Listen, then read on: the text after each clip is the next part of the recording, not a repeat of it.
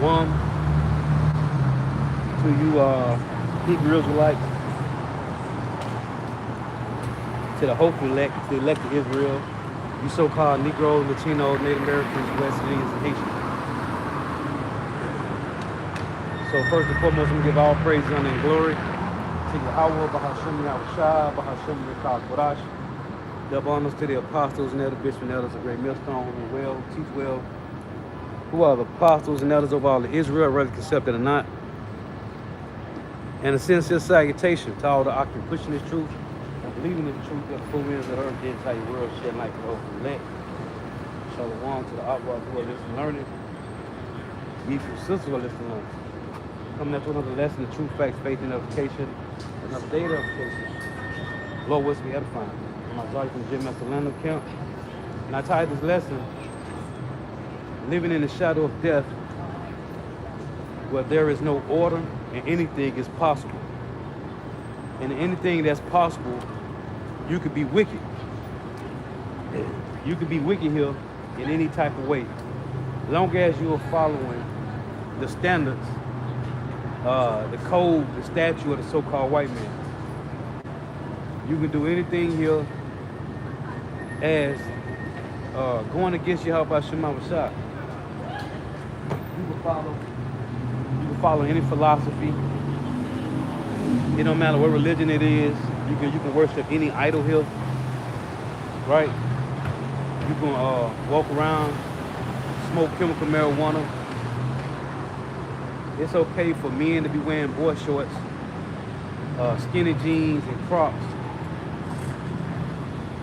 Everything here is defiled in America, Babylon the Great. And this is another reason why the other nations hate Babylon the Great America. Because of the wickedness that it has pushed throughout the four corners of the earth. So again, we out here to warn, or we out here to relay the message to you so-called Negro, Latino, Native Americans, West Indians, and Haitians, day in and day out, week in and week out, and to chant down Babylon the Great, which is spiritually Egypt, is the revived Roman Empire, is spiritually Egypt and Sodom, Nineveh, Assyria, the Medes and Persian Empire, all wrapped up into one, America, Babylon the Great. And the words of Yahweh Shema Rashah has went forth to warn you so-called Negro, Latino, Native Americans, West Indians, and Haitians to repent. Because this place will be destroyed by fire from those intercontinental ballistic missiles, whether you believe it or not. It will happen in our lifetime. And shalom to the Akim Nawal tuning in, Yahweh Shema Rashad, Bahashem Rekal Kodash Barakathum. So, just a few words on the downfall of this place. Once again, we're living in the shadow of death, where there is no order and anything is possible. You can do anything wicked according to the standards of the so-called white man. So I want to get here Job 10.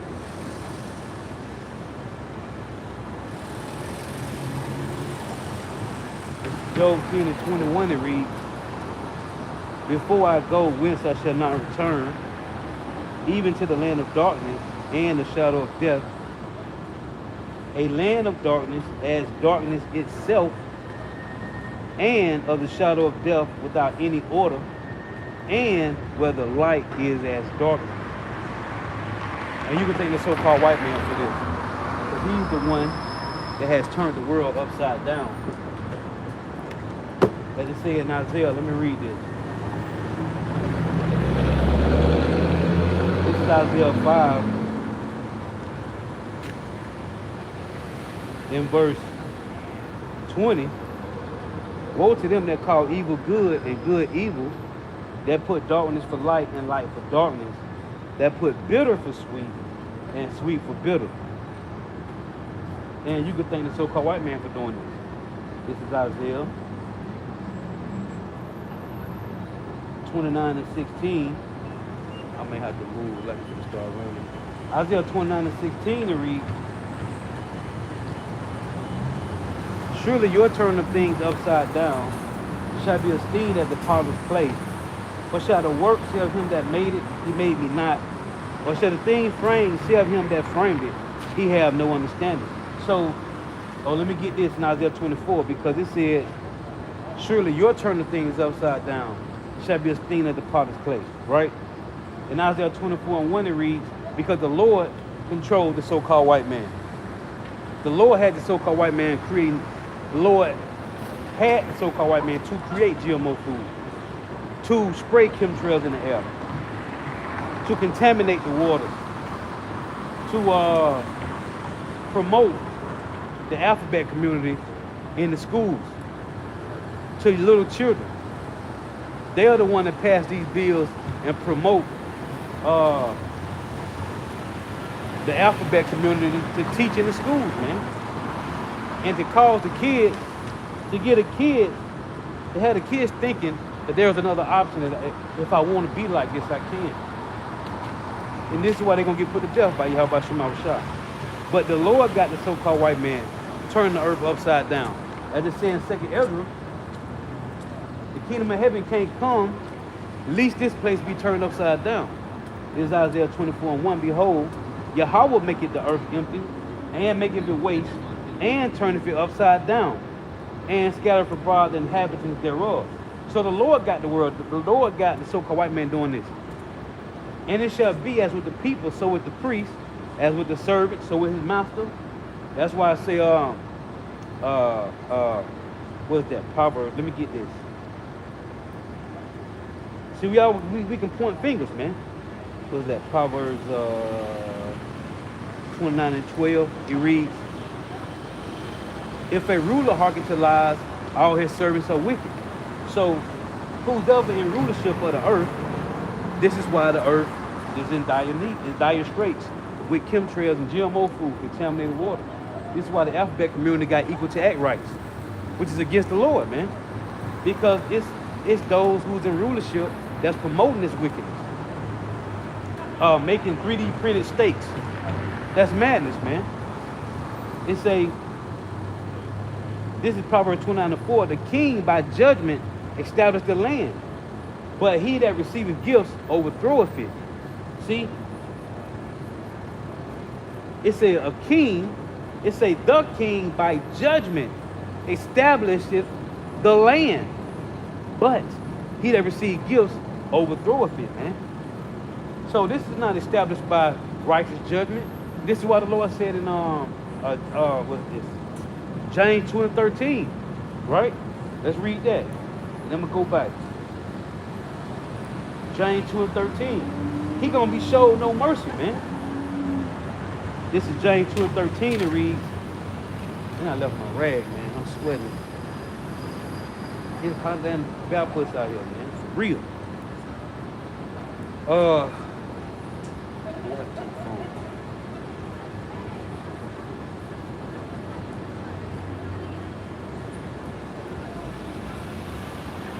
It's cool, but it's hot. Now my phone went like that. Hold on. I have to reboot. Because you're gonna end up needing it. So lock it. Reboot.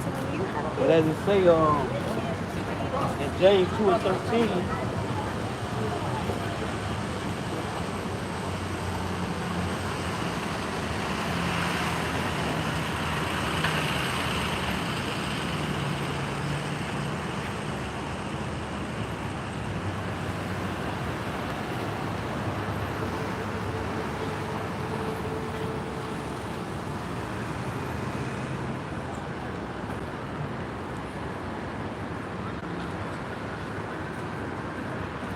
That with me here. All right, bro. This is James chapter 2, verse 13. It reads, for he shall have judgment without mercy, that have showed no mercy, and mercy rejoiceth against judgment. So the so-called white man ain't show no mercy, man. So therefore, from Yahweh Shema Shah, he won't be showed mercy. Instead of king in Proverbs, let's read this again.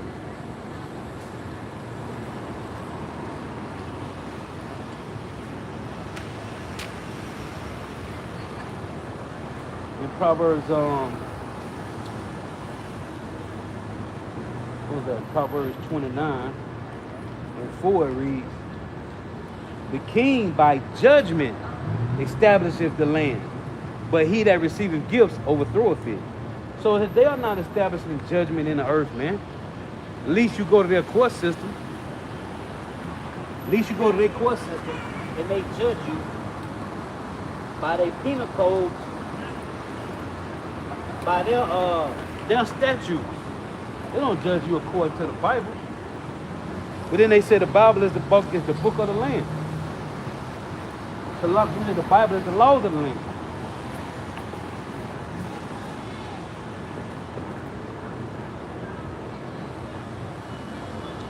And as the apostles always mention, Esau had a Bible, but they be lying. They don't live by the Bible, man. They live by the laws of the land. And I was finna get this in Isaiah 24, verse 5.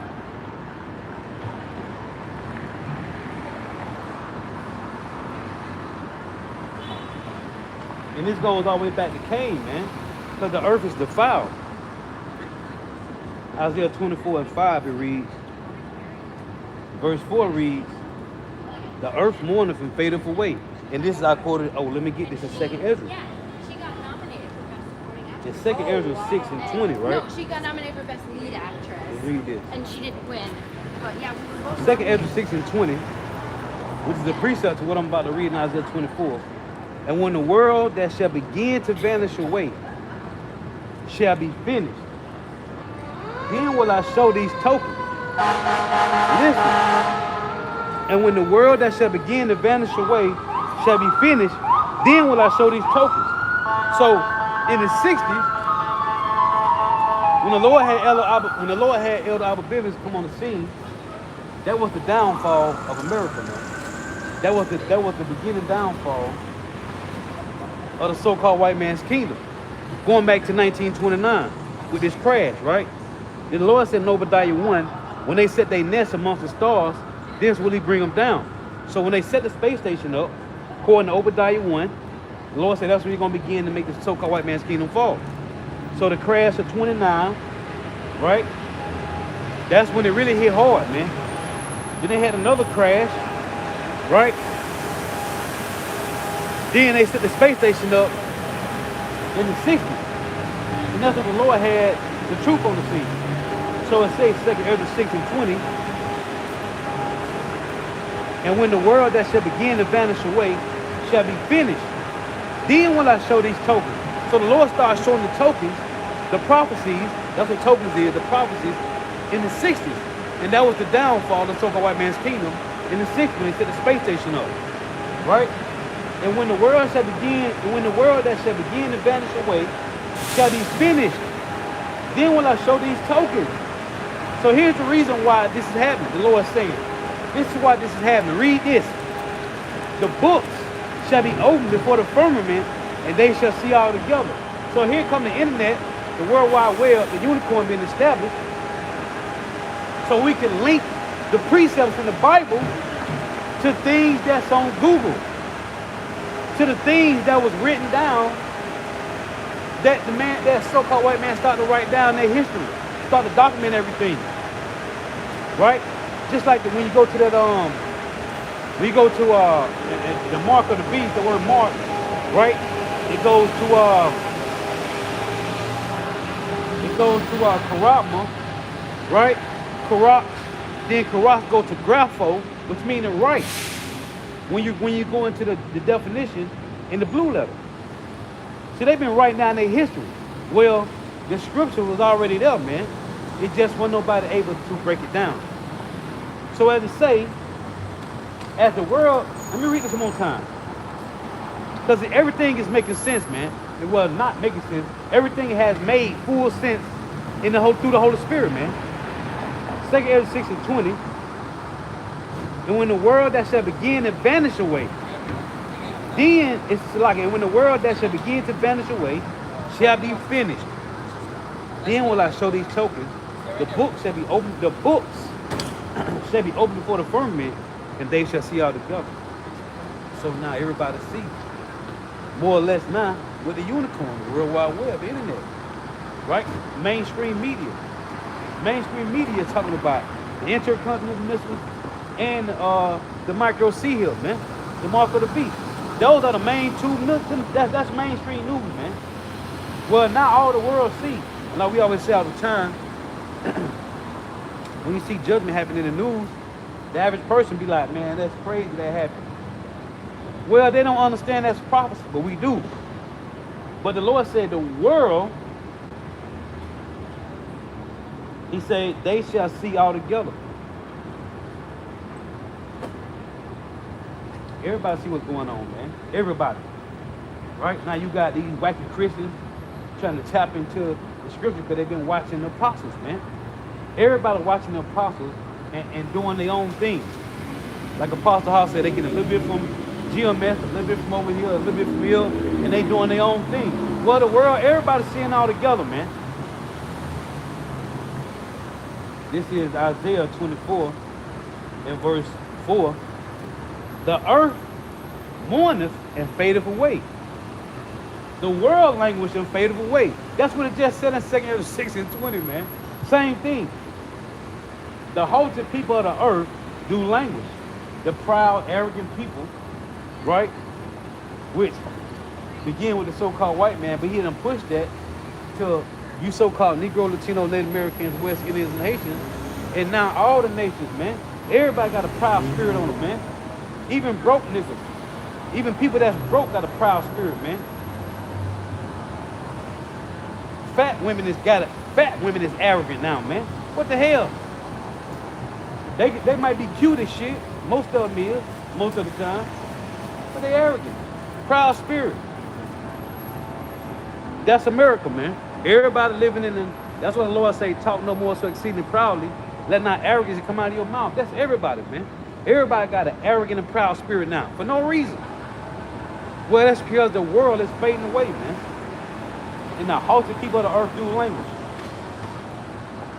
And most of them go at the end. We in the end time gonna be by famine. Most of them dying by sword. You see it all the time, man. The lesson, Elder not out, but there's a couple lessons on these rappers. 500 plus. Where we at now? 600 plus rappers.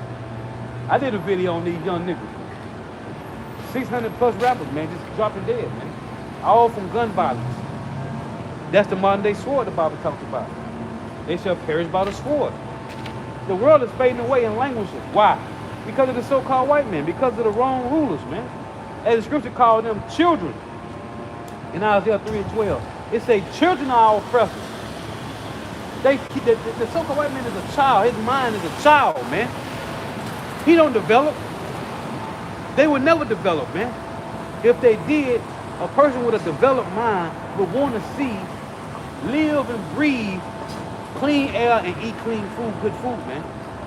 For the world. Not just for you and your household, for everybody, man.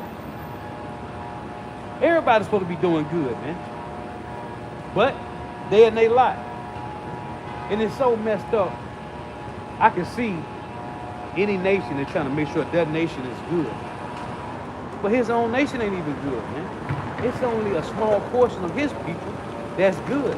The rest of his people down here with us, they struggling like us, man. The earth also is defiled under the inhabitants thereof. The inhabitants is those that's in rulership, man. Who's ever in rulership, that's who the inhabitants is. But this applies to the Israelites first. But we ain't in rulership now. This is the so-called white man's people. The earth also is defiled under the inhabitants thereof. Why? Because they have transgressed the laws, changed the ordinance, broken the everlasting covenant. Therefore have the curse devoured the earth. What is the curse that devoured the earth? The earth should not yield its full strength. This is what the Lord told Cain, man. And as we have seen, the so-called white man ain't yielding full strength in the earth. These niggas These niggas done created GMO food now. Now they got GMO seeds. Ain't no organic. Nigga tell my whole food got organic food. That food ain't organic. It got chemtrail sprayed on it. Ain't no organic food, man. They lied to you. And if you do got a little greenhouse and you growing your own food, where you getting the seeds from? So-called white man. And they GMO seeds, man. The only one that's eating organic food is the elites, man. That's it. You think Donald Trump and Biden eating organic food, man? And niggas ain't no real food, man.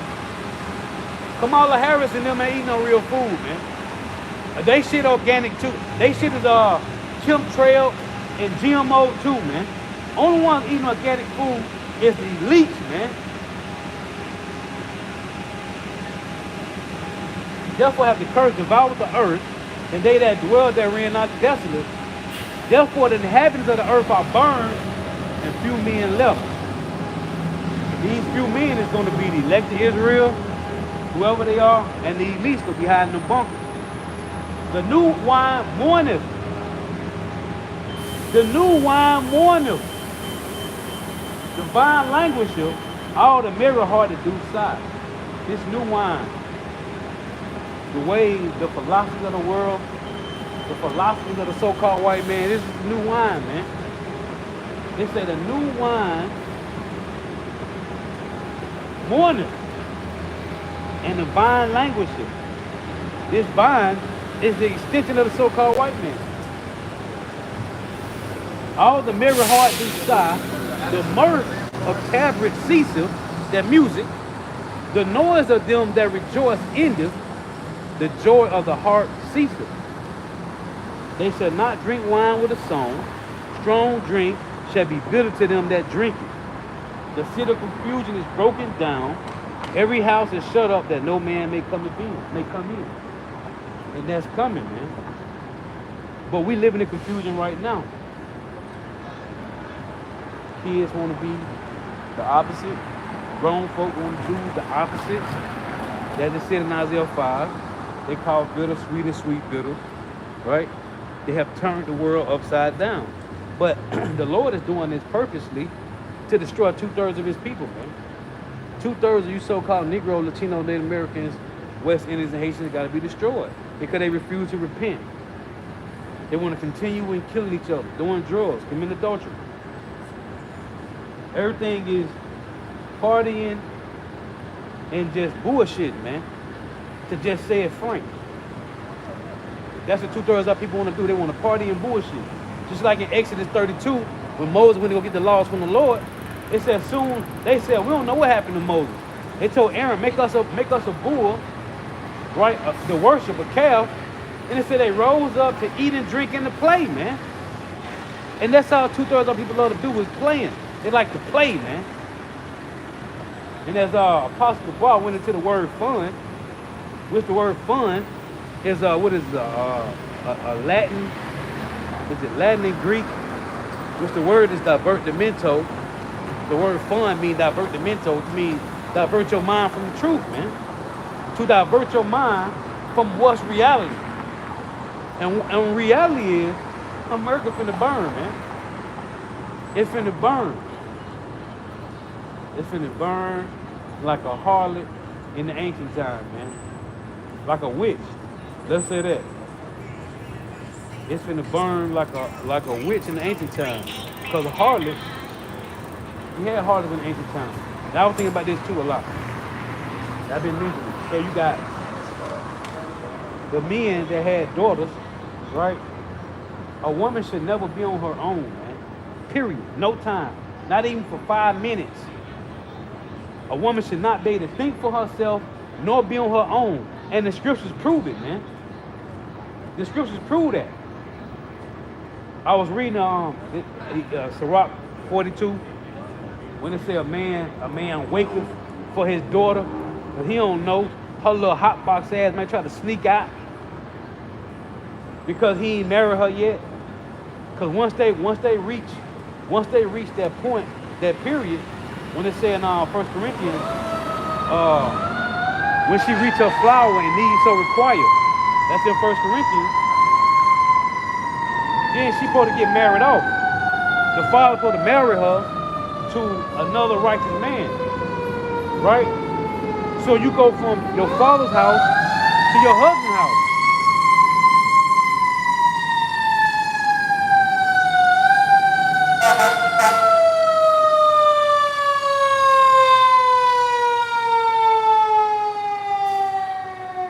So you go from your father's house to your from your father's house to your husband's house, just like that, man. And how did they wind up being a harlot? Maybe the father died before she got married, and the mama raised her, right? How was it able for a man to even, when they tell you in the law, right, if a man snatch up a woman and take the box, and then he got to give her father 50 shekels of silver, how was that able to happen?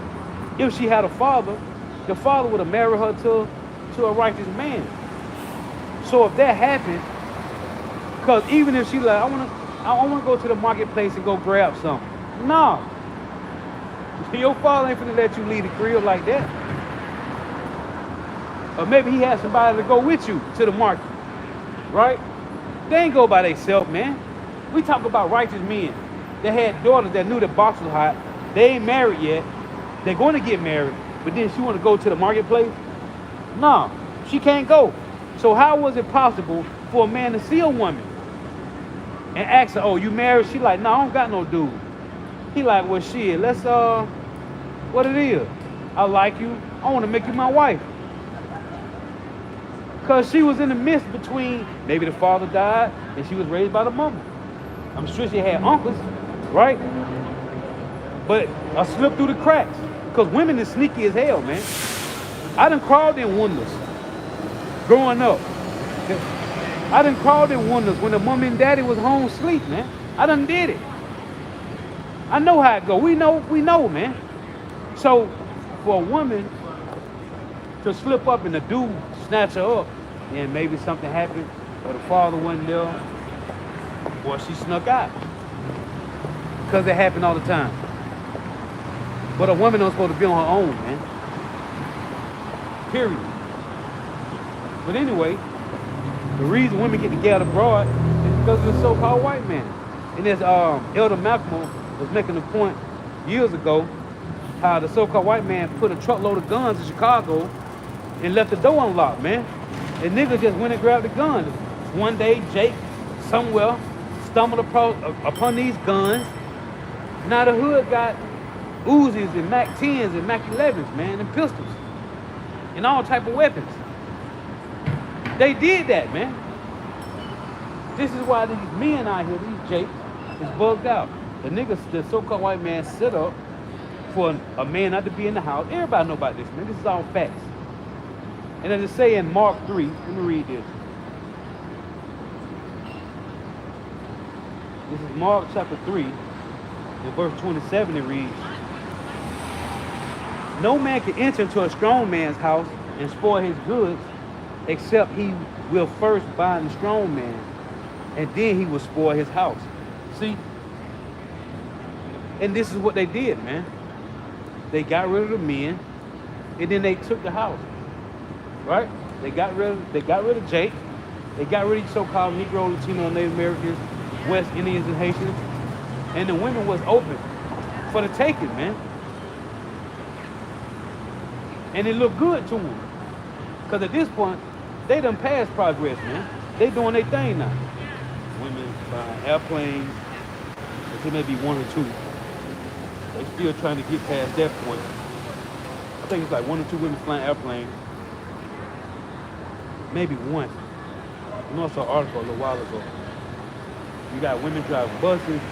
You got women police, judges, women on the Senate seat, Congress. And you got this woman, this black chick. This black chick. So-called Negro woman. This nigga Steve Harvey talking about we got, the nigga Ricky Harris too.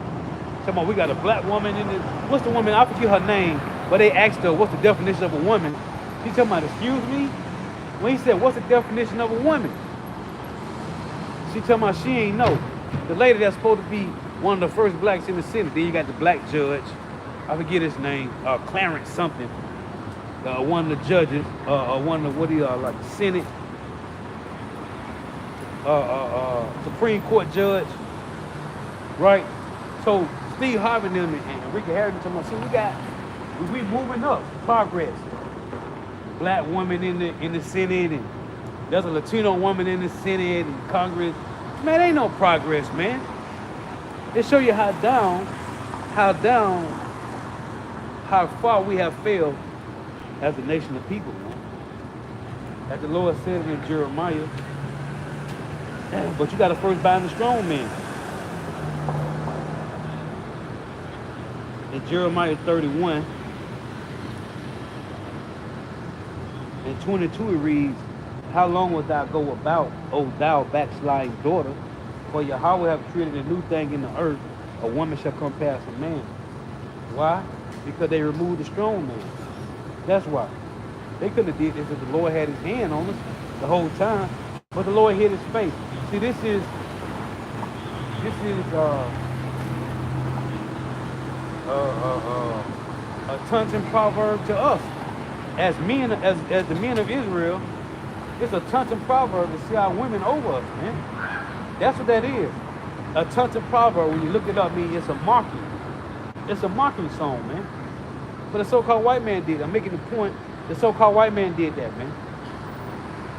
And on top of that, this nigga Keenum, his women had to go to the plantation, right? Yeah. They women went to the plantation first. Then they got Judah. Then they got the Judite women to go to the plantation. But it was the Edomite women first, man. Right? And as we mention all the time, we mentioned a lesson on this too. Going back into the chick that started the trousers for women. A woman don't supposed to wear no damn pants, man. A woman's supposed to wear dresses, man. You don't supposed to see no women in no pants. But guess who passed that law?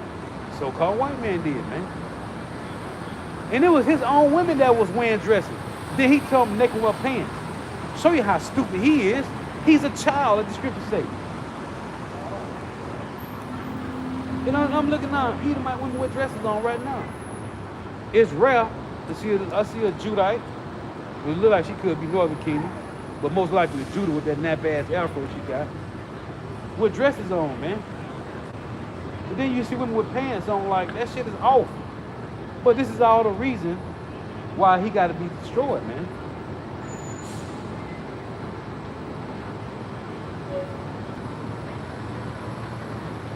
The scripture talks about the way of the king. A righteous king is the welfare of the world, man. Let me get this.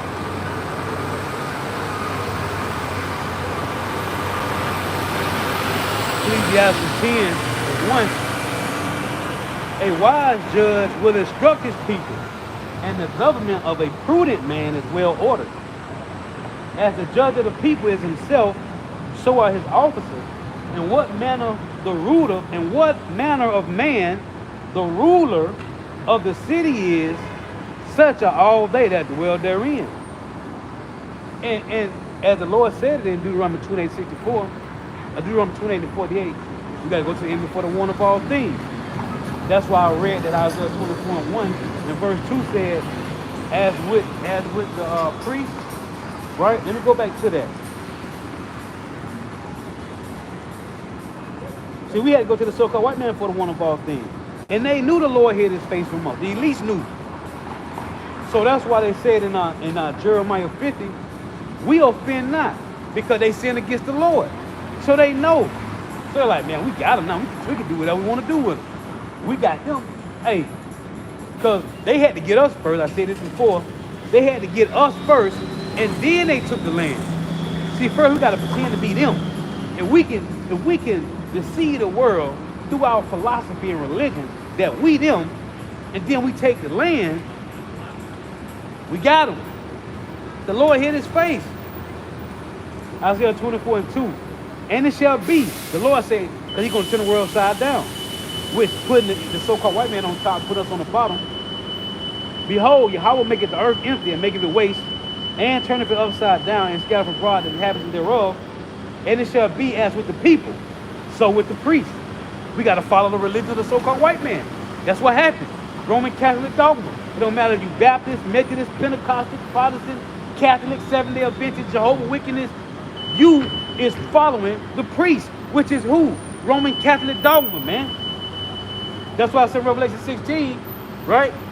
One of the unclean frogs, the mouth of the false prophet, man.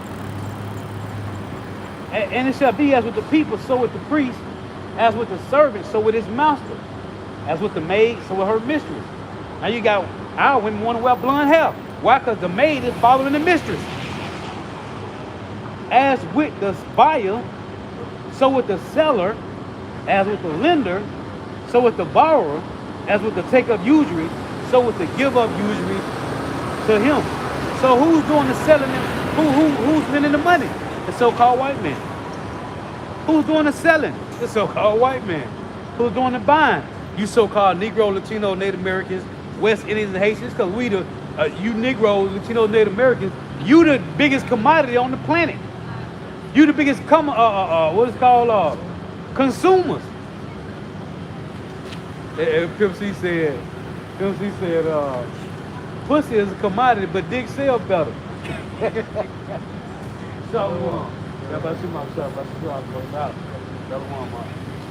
Yeah. We who was on the auction block? You Negroes, Latino, Native American, West Indians, and Haitians. Stop to come down. Go ahead and move now. I was trying to play with you. Yeah. We just do that. Just in case. Yeah, man. Even the so-called white man is the reason. So going back to this Ecclesiastes 10, and 1 it reads, a wise judge will instruct his people, and the government of a prudent man is well ordered. As the judge of the people is himself, so are his officers. And what manner of man the ruler of the city is, such are all they that dwell therein. An unwise king destroyeth his people, but through the prudence of them which are in authority, the city shall be inhabited. See? And it's because of these Edomites, man. Everything is turned upside down because of the so-called white man. Everything, man. But the Lord said he was going to do it. He got the perfect. He used the so-called white man as the perfect tool to be the destroyer, man. This is why I said verse 10, the physician cutteth off a long disease, and he that is today a king, tomorrow shall die. See, he got to be removed, man. Hey, it said tomorrow shall die. We speedily approaching tomorrow. Yeah. You know, tomorrow is really speaking about prophecy, man. Right. Tomorrow, the so-called white man is going to die. As far as his hegemony, as far as his wicked ways in the earth. All right, tomorrow is coming up speedily, man, according to prophecy. And he can't escape tomorrow. It's one thing that the elder Arawam from Alabama said, man, it's true. He said, you can't stop tomorrow.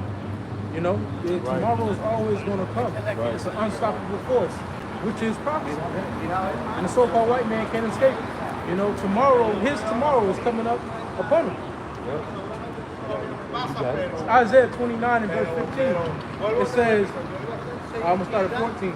Therefore, behold, I will proceed to do a marvelous work among this people, even a marvelous work and a wonder. For the wisdom of their wise men shall perish, and the understanding of their prudent men shall be hid. See, this is what happens, man. We seeing the wisdom of America vanish, man. Hey, you know, there's a saying about how their defense system, the missiles that Russia got, America can't stop them when they get shot over here, man. That's showing you that they don't got no wisdom, man. Russia has more missiles than America. That show you America don't got no wisdom. Their wisdom has vanished. More advanced missiles. Right. They're going at a faster rate, so the defense system can't even catch them. Right. They go so high that the defense system can't even catch them, man. Hey, so when America and Russia split up them German scientists, Yeah. Russia must have got the good ones. They got the Yeah, scholars. yeah. America must got them dummies, man. The best they had was that damn fat man and little boy. Yeah, that was the height of their glory. Yeah, that was the height of their glory, right? It's downhill from there, man. Yep. Woe unto them that seek deep to hide their counsel from Yeah. the Lord. This is what they've been doing since they've been in power, man. That's why it's called a secret society. That's why King David said, hide me from the secret counsel of the workers of iniquity, man. But they can't hide from the Lord. King David said, if I go to the bottom of the sea, you there. If I go to the heights of the sky, you there. Oh, Jeremiah 23, verse 23, the Lord say, can any hide himself? Come on, man, you can't hide from the Lord. But this is how dumbed down the so-called white man is. With his so-called wisdom, he think he can hide from the Lord, man. But then the Lord said in Luke, Luke 8 and 17, there is nothing that's hid that shall not be made manifest and come abroad, man. It says, woe unto them that seek deep to hide their counsel from the Lord, and their works are in the dark. Look, how did the information come out, man? The Lord said, just be still and wait. Watch what I'm finna do. They've been in Psalm 64. It said when you restart that, bro, it said they've been shooting at us since they've been in power, man. Like different experimenting with Jake. And then the Lord said, verse 7, I'm gonna shoot at them. Now they gonna be wounded. So it was the Lord that made them bring out their own information. It was them that did that. Negroes, Latinos, Native Americans ain't have access to no archives. We was down on the bottom for 400 plus years. Right. This nigga that wrote this book, E.G. White, it's called America in Prophecy. Pastor Hall had mentioned it years ago, and I had ordered the book. It's called America in Prophecy, man. And he mentioned about Babylon the Great in there, how that's America. Yeah, E.G. White wrote the book. Come on, man. No Negroes knew that now, man. Nobody knew that. Oh, the book, Delectable Negroes. Yeah. How we knew these niggas would eat? How we knew that the so-called white man used to eat they slaves on the plantation? How we find out about that? Because he kept the records. They kept the record. But it was just in the dark. Right. It was hidden secret. Yeah. That was something that was deeply hid. But then here go a book called Delectable Negro. Cause they like, man, we just did what we want to do to them. We don't give a fuck.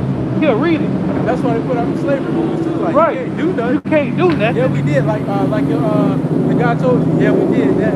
Right. The general manager that the Lord took him to flight. When he took that Capri Sun. Yeah. He told me, why you don't celebrate Thanksgiving? I said, because I got family members. My family is Seminole Indians and Native American Indians. So should I celebrate that? He was like, you know what? We did do them wrong.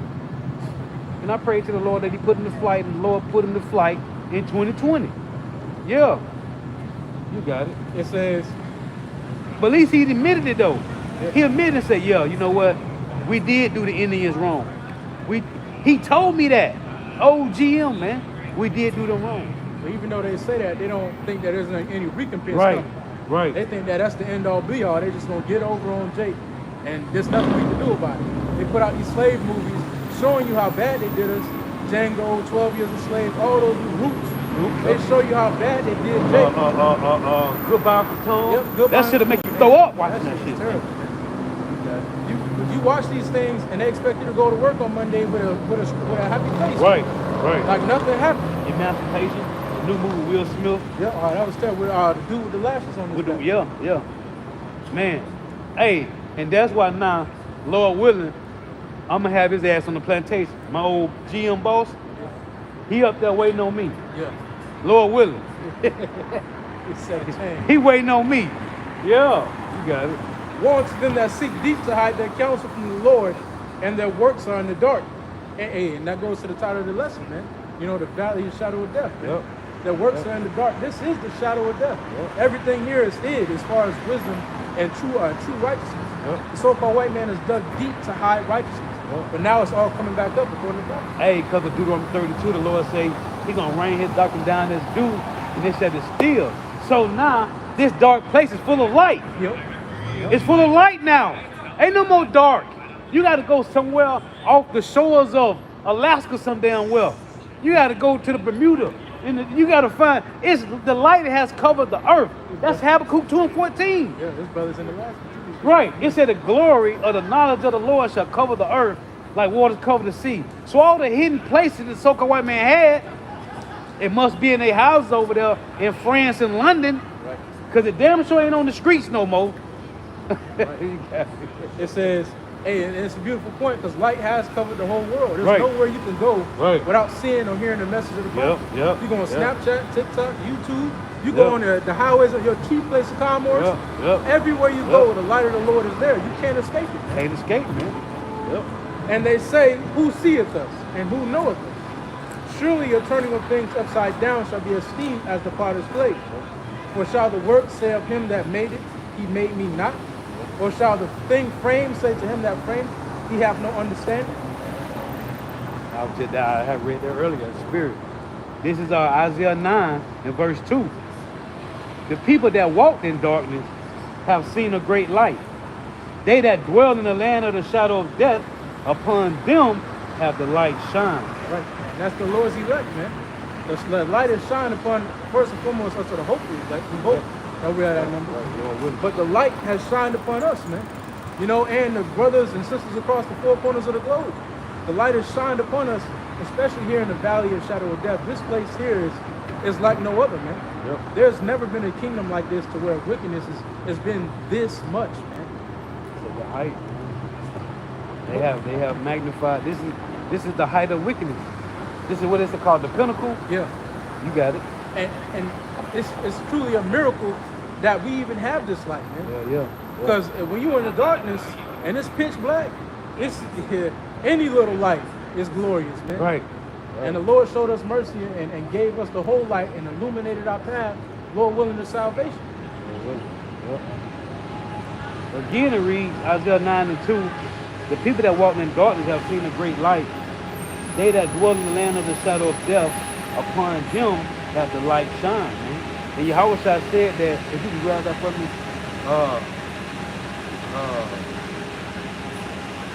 upon them have the light shine. This is Matthew. Let's get it real quick. This is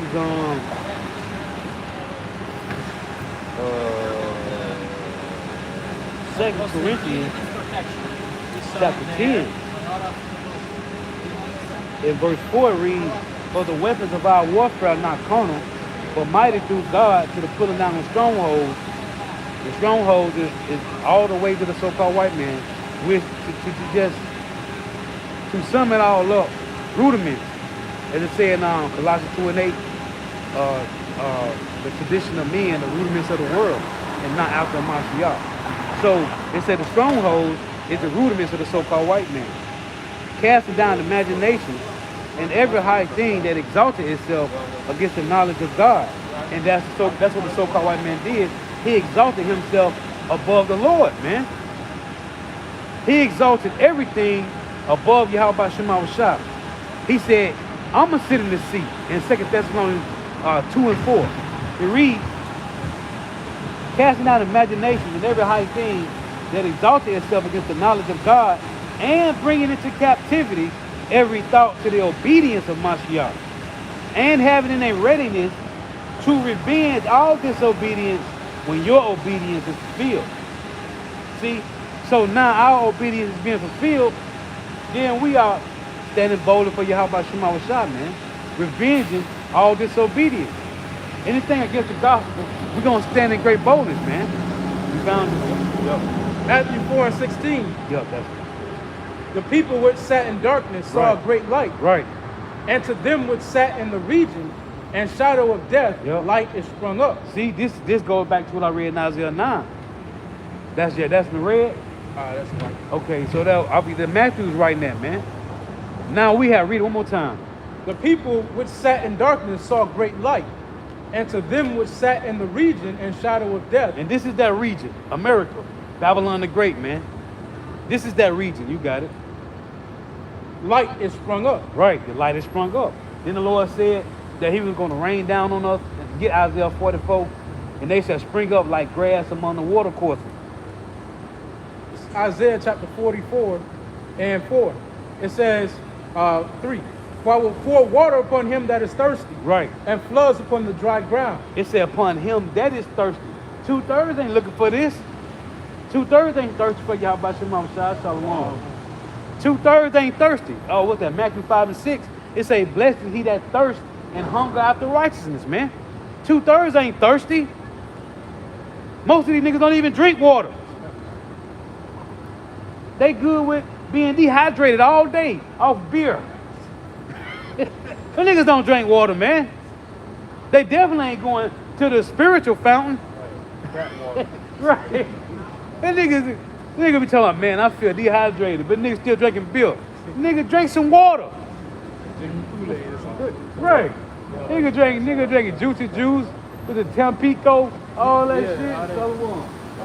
High sugar stuff. Sweet tea. Yeah, man. Hey, Lord say, he that Water. well, he's bread. I have left mine. Water. The Lord say, he that thirsteth, he that drinketh this water shall never thirst again, man. Meaning we ain't looking for no other doctrine. There is no other philosophy out here that can woo us. You want to court me? No, I'm good. You strange woman, get from him. Right. You better go home from here. I got a quick precept for you. This is Proverbs 5 and 15. Drink waters out of thine own cistern, Yep, there it and is. running waters out of thine own well. Yep. Matter of fact, read 14. Because Solomon said he was almost through, man. Yeah. The Lord let him tap into everything.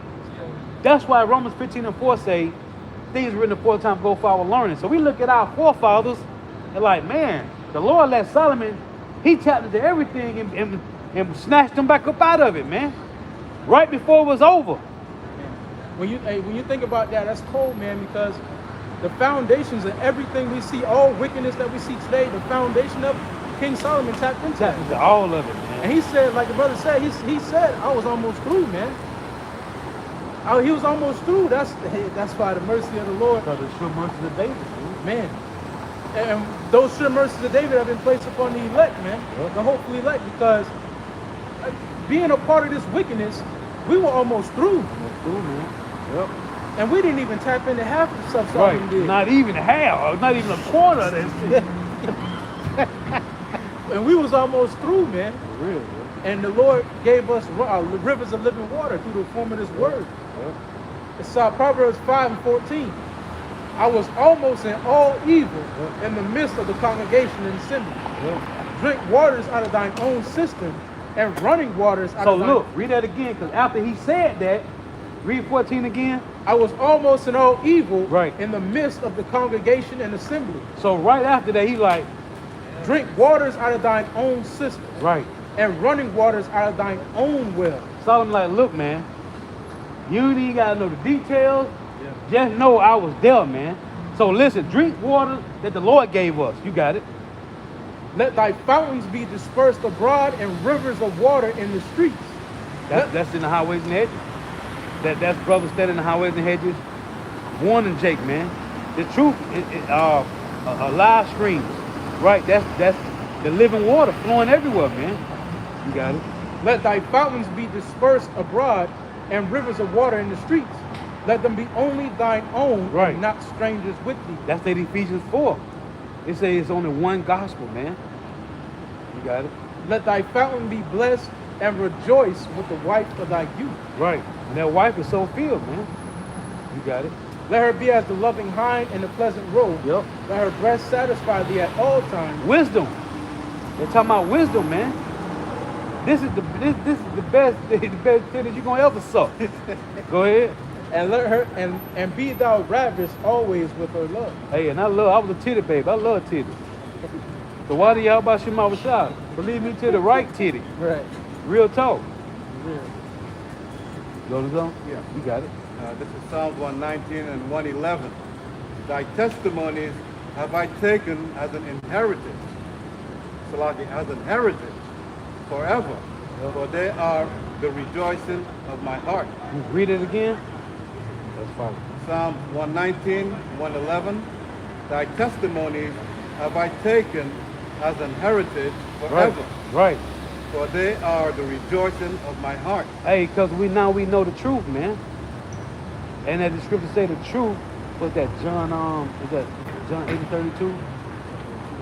Yo, you shall know the truth, and the truth shall make you free, man. I said, take thy truth as what?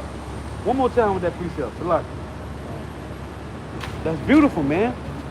Because this Revelations 2, verse 4 and 5 talks about this being our first love, man. So this come first, man. Everything else is second.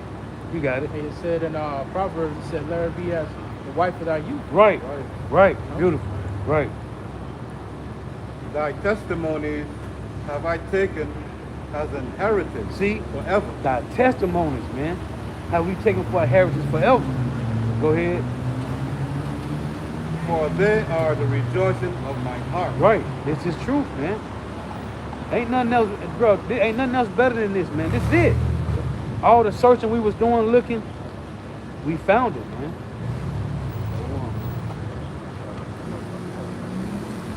That's why the Lord say, be still and know that I am power.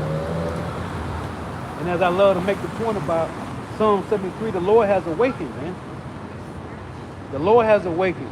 So the enemy is being despised, man. And now it's saying Lamentations 4, we was not known in the streets. The Lord said, in Lamentations 4, he said he scattered the sons of Zion, the precious sons of Zion. He said he scattered them. He said he scattered these stones in all the streets. So now it's being known who the Hebrew Israelites is, man. The true people of the Bible, the biblical Hebrew Israelites. The world know who they are now, man. And it's you so-called Negroes, Latinos, Native Americans, West Indians, and Haitians, man. We don't need the so-called white man validation, man. We don't need no proof. We don't need no fact check on that, man. The Lord already gave it to us. Jeremiah 3:15, the Lord say, I'm going to give you pastors that shall feed you. And read that for me. You own something? Yeah. So, man, the Lord, Elder Albert Bivens. Oh, Isaiah mentioned it, man. Isaiah said, one that cried from the wilderness, right? Isaiah mentioned John. And then Malachi mentioned John, man. In Malachi 4. Isaiah mentioned John coming. Elijah, man. So the Lord's son, Elder Albert Bivens, man. And I was making the point earlier at the beginning, the 60s. When the Lord brought down the so-called white man's kingdom, he put his women to work first. It was his women that went to the plantation first. Before the Judite women got there. Yeah, I read that. Right, as the maid, so is the mistress. Yeah. That's why these Judite women love to wear blood and hair. Falling out to the so-called white woman, and she want to look like you. Really? You got it. Jeremiah. Well, I can say that the scriptures also said we will be mocked. I said that. I made go. People love to think if Jesus was on the earth, I'd be following him. No, you would ridicule him like everybody else. If you think about it, 2/3 of our people bet the blood of their children. Tell you how Shah was the son of God. They ridiculed and mocked him. Now when the smoke cleared, now everybody, Lord. Yeah. But when he was in the trenches, everybody, they mocked him. Yahweh Shah was spit on, man. Now he was mocked. How much more the servant is not ready in his Lord? Hey, when you look at Yahweh Shah's walk, he never went for the lip service, and he always went for action. The Lord never coincided with lip service. You know, oh Lord, I'll follow, let me follow. No, do the work. Right. You know, he even told John, he said, if you love me, feed the sheep. You know, you telling me you love me, do it. You know, the Lord has always been about actions and not lip service, man. So Jeremiah 3:15, and I will give you pastors according to mine heart, which shall feed you with knowledge and understanding. This is Sirach to go along with it. And that knowledge and understanding will be mocked by the people of this world. It will be despised by the people of this world. That's why you should not be dismayed that people rejected the message. They rejected our Lord when he was on the earth. So Ecclesiastes 25 and verse 10. Oh, how great is he that findeth wisdom, yet is there none above him that feareth the Lord. But the love of the Lord passeth all things for illumination. He that holdeth it, whereto shall he be likened? The fear of the Lord is the beginning of his love, and faith is the beginning of cleaving unto him. And that wisdom that we've begotten through the spirit of Yahweh Bashim Yahushai has illuminated us, man. It's illuminated us to history. It's illuminated us to who we are, our purpose, who the Lord is, where the Lord's mind is. You know, how the Lord is really thinking. You know, how to decipher things and people in the earth. Like the brother's going into, there's a lot of people that say they love the Lord. You know, they'll follow the Lord, but in actuality, they not. They talk a big game, man. And that's what's being exposed now in these latter days. Men who have talked a big game through the spirit, but now their actions are starting to be required from them, like telling the congregation what the MOTB is, like telling the congregation, hey, listen, we're going to separate from these Islamic groups. We're going to separate from these different things. Now that actions are required, now we're starting to see what men's spirits truly are.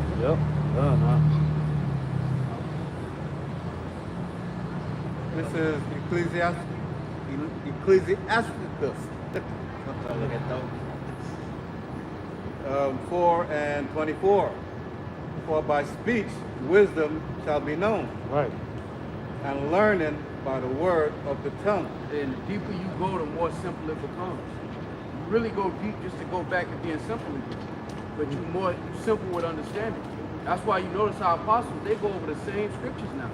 It ain't the super deep, second Esdras 11. It ain't, it's go because we're in it. You know, you go through all those deep things to really go back to the simple and milk.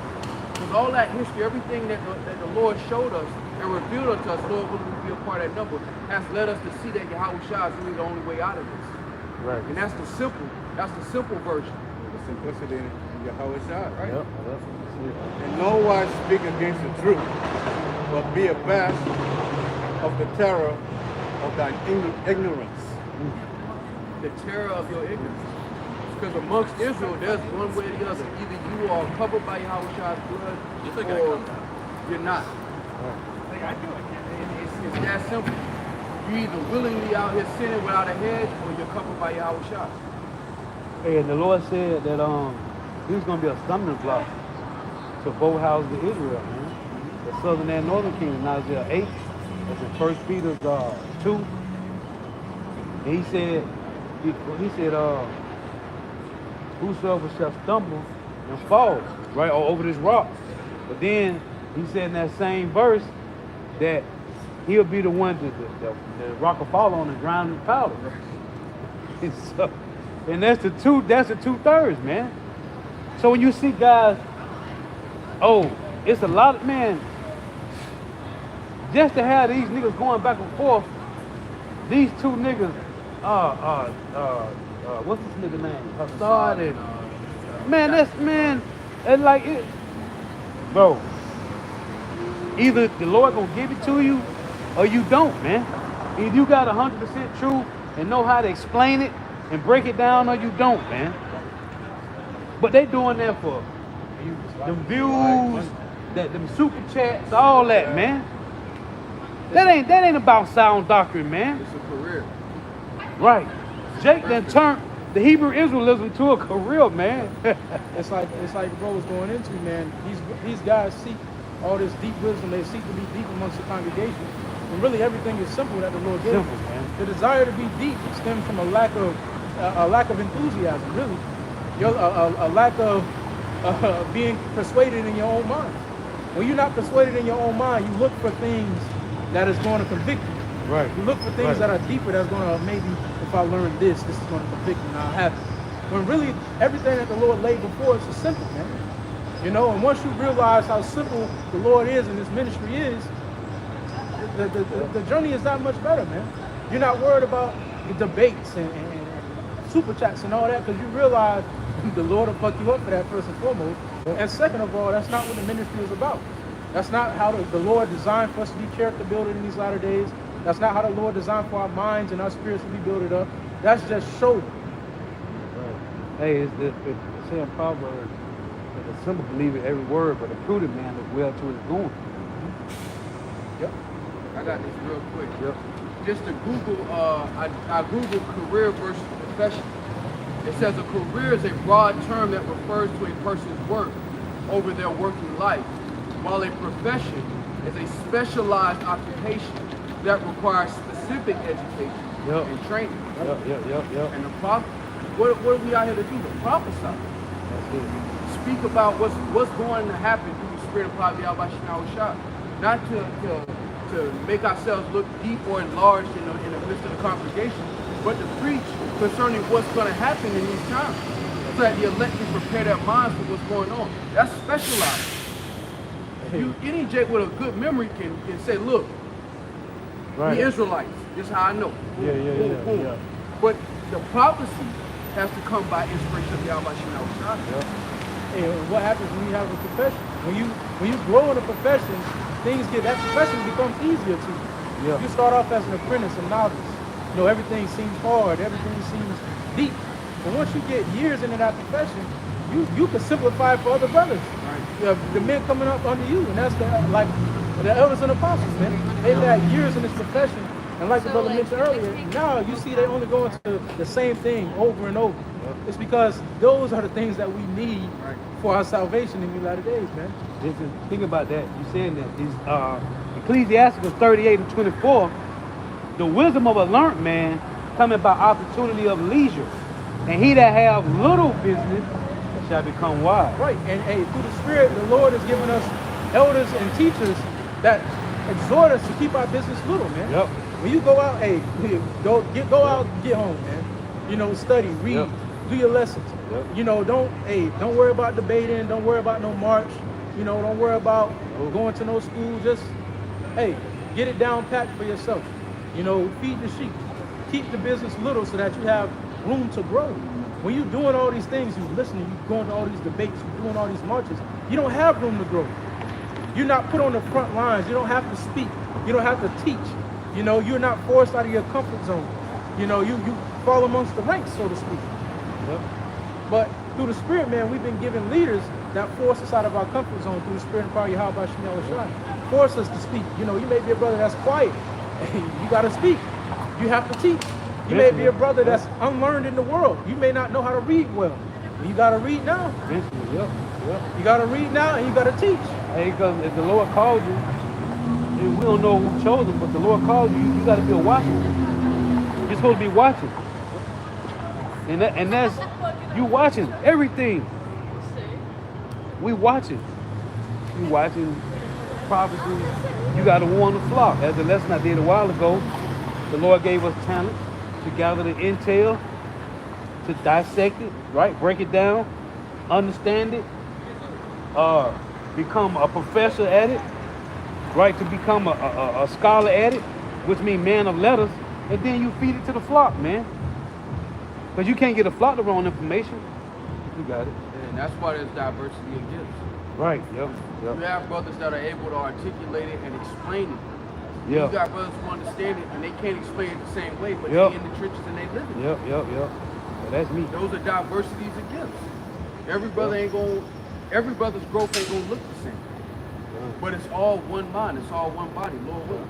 Yeah, but y'all can go into the details. All of that I'm is simple really with go back into the simple. Yeah. It's not really necessary. If you notice, that's why the lessons that our apostles, who are at the forefront of the ministry, their lessons ain't in the super extra deep. It's in the what's relevant to what we in front of right now. Conduct, prophecy, dealing with these controversies concerning salvation and who is for. But it's the meat, it's the milk, not the meat. Defending the gospel, man. Right. With the same old precepts, man. And it's crazy because it's the same old scriptures. It's the same old Simplicity. It's the same old, the simplicity in Yahweh Shai, man. Hey, but if you're in a war, you ain't trying to do nothing different. Yeah, right. Say, Right. you done work the whole time you've been Right. in the war. Now you want aim. I'm about to try this some new Right. shit. The clip they load the same way. Aim and shoot. Go see you straight to the field. Aim and shoot. Hey, but that's designed to weed out the soldiers that's there for the Mustang, man. Yeah. Because if you think this truth is repetitive and it's just boring, Right. The Lord gonna weed you out, man. The truth really ain't boring. Even though it's competitive, it's not boring. It's not boring at all, Just man. get excited. Yes. It's always a new revelation, man. Especially when I break something down as the apostle did. Right, So, wow, I broke it down like that. right. And the same precept that you read, you'll go through it in your life. And then Right. you'll be able to apply it. And then you'll see something else spiritual that comes out of that precept. Even though it's the same one you've been reading over and over and over. It's new facets of it every single day. Hey, and like you just said, breaking it down like the Lord said He gave us pastors that shall feed us. So now you got guys that's saying something totally different than what they was taught. Man, the Lord, like, that's scary, man. That's terrifying to see. You was taught by these men, but now you saying something totally different. But the scriptures say what you was taught. Man. Ecclesiastes 3 and 17. My son, go on with thy business in meekness. Yep. So shalt thou be beloved of him that is approved. And see, his business, it's the Lord's business, man. So Yahweh said he came, he about his father's business. Our business is the Lord's business, man. Read that again, it's fire. Ecclesiastes 3 and 17. My son, go on with thy business Right. in meekness. Then it's the Lord's business. Yahweh Shah was meek, but he was all still. You got it. So shalt thou be beloved of him that is approved. Right. See? There's different facets to meekness, man, because the scriptures say that you have some brothers that are more forward, man. You have some brothers Right. that are more reserved. Right. But they're meek nevertheless because the secrets have been revealed unto them. It's just arrogancy is going into, you think that you are above the Lord, man. Right. You think that you know more. When the scriptures are brought out, you question, well, that doesn't make sense according to science. And you're not approaching the scriptures with meekness, man. You have some brothers that are literally, they're coming out of the world, they're rough. They're rough. Yeah. They may speak a certain way that's rough. Or you brothers that come out of the world and they speak softly, man. It doesn't mean they're nonetheless meek or more meek. It's just how you approach the learning of Yahweh Bashim Yahushua. You have to come as a Dave, man. I got one. 1 Corinthians 8 and 1 in the NLT says, now regarding your question about food that has been offered to idols, yes, we know that we all have knowledge about this issue. But while knowledge makes us feel important, it is love that strengthens the church. Right? Because as the scriptures say, when you read that in the KJV, knowledge puffeth up. Because you get knowledge and you think you're on a level, but ultimately that's not why it's given to you. It's given to you to apply it and to Lord willing be able to teach others with the same like-minded spirit that you teach others also. If you were to read down in that chapter in Sirach, the 3rd chapter, and around the 21st verse, it says, seek not out the wisdom that is too long for you. Right. This is Ecclesiastes 37. In verse 23 it reads, a wise man instructed his people, and the fruit of his understanding faileth not. It reads, a wise man shall be filled with blessings, and all that see him shall count him happy. Yeah, you got it. Ecclesiastes 37:23.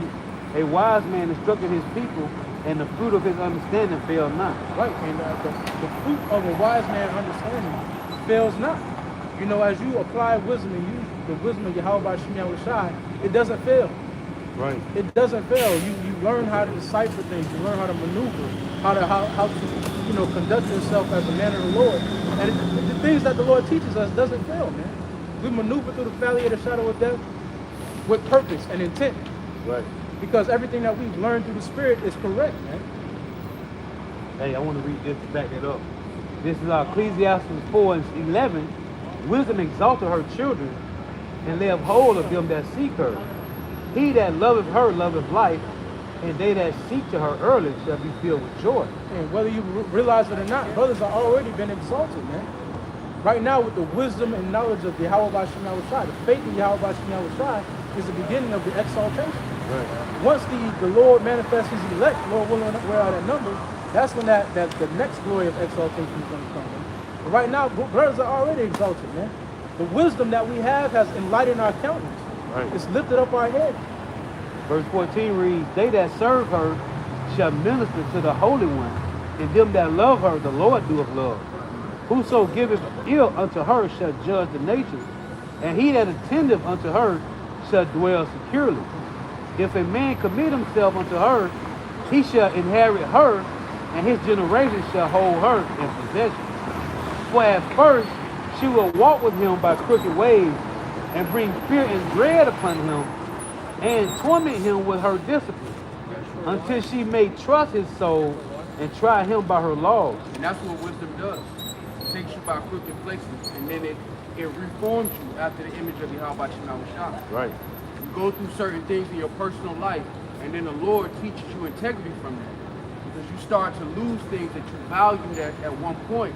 And when the Lord opens up your understanding, you see that those things are no longer valuable compared to what you now possess. That's wisdom taking you by crooked places. And then you seeing, okay, yeah, I lost that. It might have hurt a little bit, but then you start to realize why you lost it. Right. Why that was important. And then you you grow. And then you're comforted by wisdom, and then you're able to do the same thing through the spirit of Yahweh Shah. Lord willing, as far as teaching.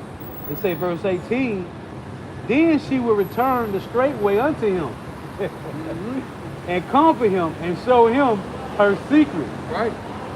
But if he go wrong, she will forsake him, and give him over to his own ruin. Hey, when we say the Lord preserve us, and that means saving you from yourself. Because all brothers had something. Man, I was about to, right before you got into the truth, you had some ambition. You was about to, I was about to do this, that. And then it destroys you. It'll lift you right up. But the Lord saved you from that, took you through crooked places, and ultimately you see that the Lord saved you from yourself and put you in his garden. Blessed you with that intimate relationship. And it looks like foolishness to the world, but it's precious because you know what you know through the spirit of Yahweh Shah. Brothers were speaking about this a couple of years ago. You know, it's important to have that baptism by fire, that baptism by trial. Every brother needs it. In order to grow, you have to go through that baptism by trial. And the Lord starts you off like that when you first come into the truth. Like the scripture says, wisdom takes you through crooked paths. You go through obstacles, you go through different trials, and it leads you through. It shows you what you would have lost. It shows you what you didn't lose. And then it carries you on. It carries you on to the next trial. And then you have peaks and valleys like the brother goes into all the time. You have peaks, you have valleys. But wisdom carries you through it all. But if you forsake it, like it says in Wisdom of Solomon in the first chapter, if you have a malicious soul, wisdom is going to forsake you. If you're not taking that baptism properly, you come it up. The Lord is going to forsake you, man. Wisdom is going to forsake you. And this is verse 24, Ecclesiastes 4 and 24. For by speech, you just read this. For by speech wisdom shall be known, and learning by the word of the tongue. And not just any speech, it's the oracles of the Heavenly Father. Right. Proverbs 2 and 6. For the Lord giveth wisdom out of his mouth, cometh knowledge and understanding. He laid up sound wisdom for the righteous. He is a buckler to them that walk uprightly. Right. He keepeth the path of judgment and preserveth the way of his saints. Hey, and as I taught the lesson, living in the land of darkness, man, where there ain't no order, you can do anything here, man. But the Lord is disciplining those. The Lord is disciplining the whole elect, man, to forsake everything about this place. And the saying is, it's hard, but it's fair, man. Because being this truth is hard, man. This is not easy. Because this ain't just you can just sit back and chill and just hang out, man. No, you have to stand in the bank. There's no future. Right. We know there's no future. Right. You can't. Hey, you in the trenches with brothers. You can't just be passing brother clips all the time. Come here and just You gonna have to be a gunner one day. Hold the flag. Yeah. that's right. Yeah. No. That's if Get out here and get dirty, man. That's if wisdom is properly inducted you, though, man. Right. If you've been properly inducted into the truth, you gonna stand. You have to stand in the trenches. If you haven't been properly inducted, you're gonna stand on the sidelines and fall amongst the ranks, man. And you're gonna think that that's gonna lead you to salvation. Any man of understanding, you have to get your jersey wet, man. Right. You can't just be among the ranks and just go along with the get on. Eventually, you're gonna get clipped, man. Yep. Eventually, when it's your time to shine, you go, Yeah. oh wait, bro, we need you. I don't know what to do. That's why every brother got a channel. You know, that's the Spirit of the Lord that did it. Yep. You know, through the apostles. Every brother having a channel and every brother having to teach. As you teach others, you learn yourself. That's a process of learning. It's being able to teach others. By you speaking it and by you figuring out how the best way to teach it according to your spirit, you're also taking in what you're putting out. Right? And that strengthens your spirit. So it ain't just because you have brothers that just hold signs, but they also have their own channel. But in order to teach, like your brother's saying, you have to have a firm understanding of the curriculum yourself. You can't just teach without knowing what you're talking about. And that's why, it's beautiful that elders and apostles have commissioned brothers to teach, because in preparing for a lesson, you're forced to read. You're forced to understand it yourself. You go into the, you first come into the truth, your first video, the water baptism. You're forced to go over those precepts and understand it for yourself so that you can break it down for others. You have to understand it for yourself, though. You can't just speak. Bro, reading a lot of articles. We read a lot of articles, man. It be worse than that you gotta look up. You ain't never seen it before. You gotta look them up, man. Hey, niggas come around and they say exegete, no words that you gotta look up, man. And it strengthens you up, man. While you learning this, while you teaching and you on the highways and hedges, and somebody come up and say something about a subject you ain't that familiar with, you like, man, let me go look that up. Right. Just for next time, for Right. myself. Yep. That's you building up that foundation. But it's all meant for you to gather understanding. Ultimately, with all the wisdom, it's supposed to make you gather understanding of what we're in, the season, the time we're in, how to conduct ourselves, and the trust in Yahweh Shah. And at the end of this, there is salvation. That's a separation to show you living in darkness. The apostles, the elder bishop, the elder brother is the example of the Lord shining light, man. Right. You got it. And if you think about it, it's the shadow of death. Right. Like what people esteem in this world is really darkness. When people look at it and they honor what's honorable in the eyes of these people, it's really darkness. And it takes a man of integrity through the Spirit of the Lord to stand up against it. To not care about being accepted by the majority for the sake of truth. That's why the Lord said, who will stand up for me? Because there will be so many people who will be in agreement with wickedness that there will be very few that you find that are willing to stand up and be quote unquote embarrassed and humiliated for truth's sake. But that's what the disciples were doing. That's what Yahweh Shah was doing. When he was on the earth, he wasn't accepted by these people. He didn't have stadiums full of people. All them people that say they love God, these are the ones that when the smoke clears, when the trophy's already up on the stand, those are the ones that come after the fact, clap their hands. But when it was time to be embarrassed and persecuted, they were nowhere to be found, man. Yep. Facts. You got it.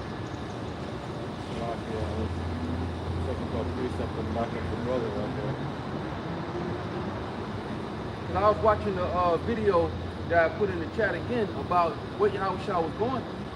The 36 hours of him waking up, knowing what Jesus was about to do, sweat and blood, being spit on by some fucking Edomites, knowing that he had to go through that and still having to deal with these niggas who was conspiring against him. And then you think you'll walk off. Come on, man. Hey, that's what the Lord said. Let me read it. In Revelations 1:7.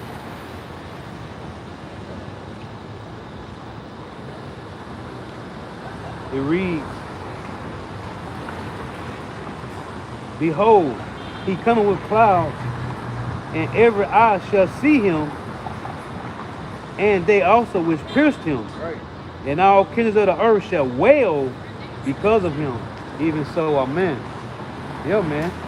Even though that pierced him, and they say they gonna wail. Right. Hey, the hopeful elect ain't gonna be wailing at that time. They'll be the elect. They ain't gonna be wailing. Now I tell you in Revelation 11 and 12, no, Revelation 11:13, that when they was being up to the chariot, it said they was frightened and gave glory to the Lord, but they ain't gonna be wailing. Hey man, they're gonna be rejoicing, man. Because their realization is going to hit them that they bet against him. Man. Right. Right. Everything Yahushua went through, and you bet against him. Man. That's a frightening thing because there's no hedge at that point. That's why John 3:16 is so important. It says, for God so loved the world that he gave us Yahushua. Right. At that point, after that, there is nothing else to protect you from the judgment of the Lord, man. And that reality is going to hit home when these judgments start to pour out. And when he arrives, that's the icing on, that's the cherry on top. Man. Right. That's undone. That's something that ain't completed yet. We in the Yahushua's death is fresh outside of these bodies. A day with the Lord says 1,000 years. That means his death is fresh. Fresh, man. Yep. If you were to tap out his body, it would be a recent event for you. Man. It feels like it's been a long time, but it hasn't in the spirit. It's a recent thing that happened to him, man. Man. Imagine Yahushua looking down and seeing all them people that mocked him and thought the shit was cute. Yeah. Being scourged, being spit on and beat and mocked. This is actually the king of us. And being mocked by the Edomites, the lowest of the low, man. Come on, man. This is us. The word well, Revelation 1:7, Strong's D 2875. It says to chop, especially to beat the breast in grief, to cut down, to bewail, to mourn, to lament. It says to beat one's breast for grief, to strike, to smite, to cut off from. Yep, cut off from. But those that's willing, they're gonna be destroyed, man. Right before they get cut off, they're gonna be screaming and crying and hollering, man. You got it. John 16:20, verily, verily, I say unto you, that ye shall weep and lament, but the world shall rejoice. And ye shall be sorrowful, but your sorrow shall be turned into joy. Yep. A woman, when she is in travail, has sorrow, because her hour is come. But as soon as she is delivered of the child, she remembereth no more the anguish, for joy that a man is born into the world. And ye now therefore have sorrow, but I will see you again, and your heart shall rejoice, and your joy no man takes it from you. Right now we're in lamentation, we're in mourning, we're sorrowful. Because our Lord, the one we call Jesus, we're not with him right now. Right. We're separated from our Lord, man. We're separated from our King. But this world, they're rejoicing. Yep. These niggas doing TikToks. They getting cold coffees. They living it up. Yeah. Well, we in sorrow because we had our King out here. Yeah. Let me read this. Okay. This is Isaiah 52:13. Behold, my servant shall deal prudently. He shall be exalted and extolled and be very high. As many were stunned at thee, his visage was so marred more than any man, and his form more than the sons of men. So he shall sprinkle many nations. The kings shall shut their mouths at him. For that which he had not been told them shall they see, and that which they had not heard shall they consider. We go back to the Revelation 1:7, man. So he was marred more than any man. When you go into that one of those videos, it was talking about the process of the crucifixion and what actually happened during that time. Where they basically beat the shit out of you, man, before you even get scourged. Right. They said more than likely our Lord's eyes was probably beat shut, damn near shut. Teeth may have been missing at that point. Lip was like paper. This before he even got scourged. Dealing with them Romans, man. Yahushua suffered, man. And for the sake of Jake, to just show effort, to try. Say he's not ashamed to call them brethren. That those that would actually sincerely just try. And Jake, 2/3 of our people won't even give the Lord the satisfaction of effort, man. Bro, I'm watching an older movie, right? On Tubi. It's about the Messiah. Yeah. Bro, they were showing when Mary and Joseph came back to Jerusalem, Yeah. with Yahushua when he killed a baby. Bro, the route they took, bro, with so many people on hanging, like being crucified. Yep. They were just there, like it was like at least when they was walking, maybe 50, 60 of them just out there. And that was all Jake. That was normal. That was a normal punishment. That was a normal And punishment, they bro. perfected it. It's a 1965 movie. Them Edomites Of the Messiah. perfected it, Yeah, man, bro. to show you how it was the ultimate form of suffering and humiliation. And most people, when you deal with the crucifixion, according to Esau's history, take it with a grain of salt. But most of those people that hung on them crosses would live up to 6 days. Yeah. They're prolonged. And the beautiful thing about it is the Lord, it ain't taking him that long. But he still had to go through that shit, man. That's real, man. And in the heavens, that's fresh. That ain't happened a long time ago in the heavens. Yeah, that's cold. That's why the angels, they want some of that. They want a piece of that. Hey, that's why the Lord told his men to gird up their loins, man. Because quite frankly, man, our journey is light. It's really light compared to the Lord's. We have our complaints being here in hell, so the complaints are valid, but it's not nothing compared to what the Lord went through, man. That's why it's our due diligence to serve the Lord and to do as much as we can. Because the Lord he went above and beyond for the elect. So it's a small thing to be mocked by these people. It's a small thing to have to talk shit about it. That's small. But they did the Lord worse than that. Ecclesiastes 9 and 12. Delight not in the things that the ungodly have pleasure in, but remember, they shall not go unpunished unto their graves. See, read that again. Because they delight in what the so-called white man has to offer, man, which is death. Everything that the so-called white man has to offer leads to death, man. That's it. They have perfected that. He perfected that, man. He's so subtle and so cunning as a crafty hunter.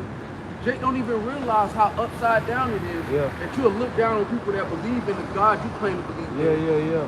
But to uplift people that condone mole activity, alphabet community activity, that condone adultery.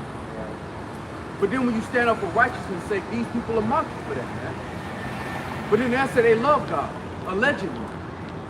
Jake is trying to save his oppressor who's planning to kill his ass. Anyway, right. You got it. Ecclesiastes 9 and 12. Delight not in the thing. And you gotta remember this too. The rage that's coming, what if somebody killed your son? What if somebody put your son to death like that? Your opportunity of revenge, how you coming? Who we gonna spare in that day? That's why even Ezra said, woe is me. Just seeing what he witnessed, but that was the rage of Yahweh Shema was shot, that moment of get back, man. That's serious. This ain't about no fucking debates. It's game time, man. Game time, bro. That parable. Oh, go ahead. People being beaten to powder. Right. That parable in I think it's Luke. It's either Luke or Matthew, or when they say the husband that lived out the vineyard. Right. But he sent his son. And he said they beat this, they killed. First he sent servants, and they beat them, stripped them down. But then he said, I'm gonna send my son. Surely they'll listen to him. And they killed them, man. The Lord wants some get back, man. The Lord won't get back, man. Yeah, because the Lord actually loved his son, man. Right. Not like the fathers in this world that, you kill their son and they'll come for a consolation prize. You give them a couple million and they'll come for a prize. Yeah, right. The Lord actually loved Yahweh Shai, man. That's what, and it made me think of what the Lord did with our forefather Abraham. Like, he's willing to give up. Yep. Because Lord already knew. I'm gonna have to do this for y'all. Is you willing to do that for me? Right. Man. Hey, John 3:16, Christians have abused it, but when you really look at that, that was the Lord saying, look, I ain't just talking.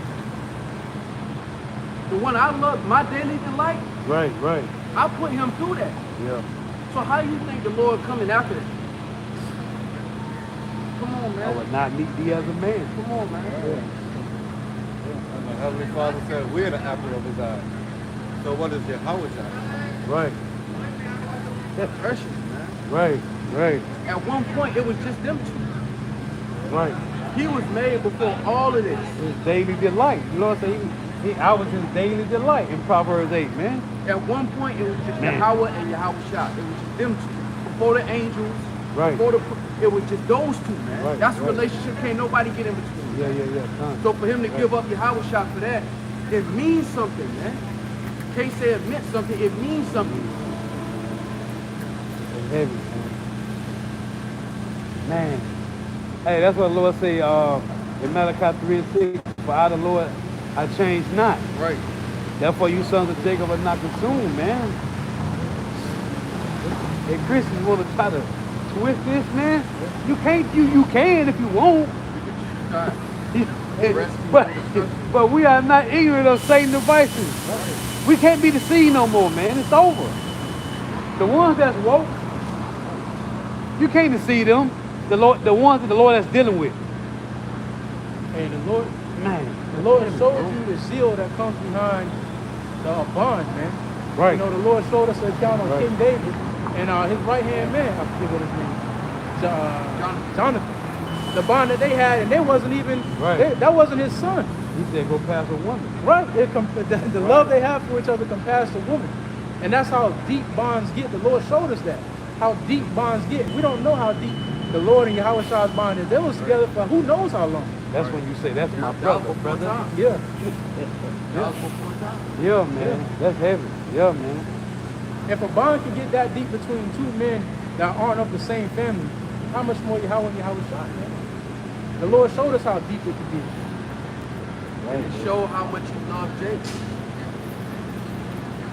Man. He gave up what was, Yahweh gave up what was most precious unto him. That ain't, come on, man. You got your God sacrificing? Who God out here is doing that, man?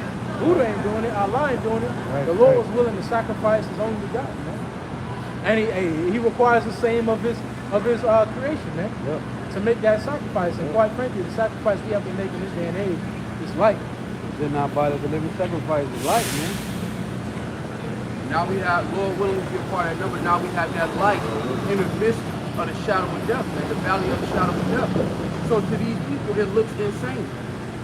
But these are the same people who have normalized bestiality and all manners Right, of problems. man. And they call it progress.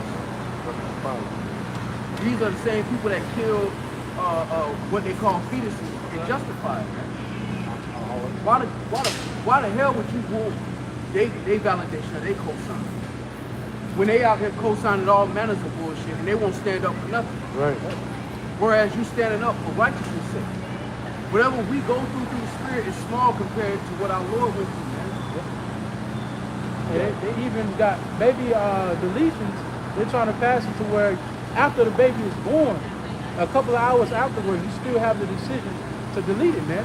Instead of it being 15 weeks in the womb, now they're trying to make it to where even after it's born, a couple of hours later, the parents or the woman could decide to terminate it, man. This is fucking off, man. Now you killing a living, even if it was just a fetus in the womb, you still killing it, man. Yeah. What the Lord created.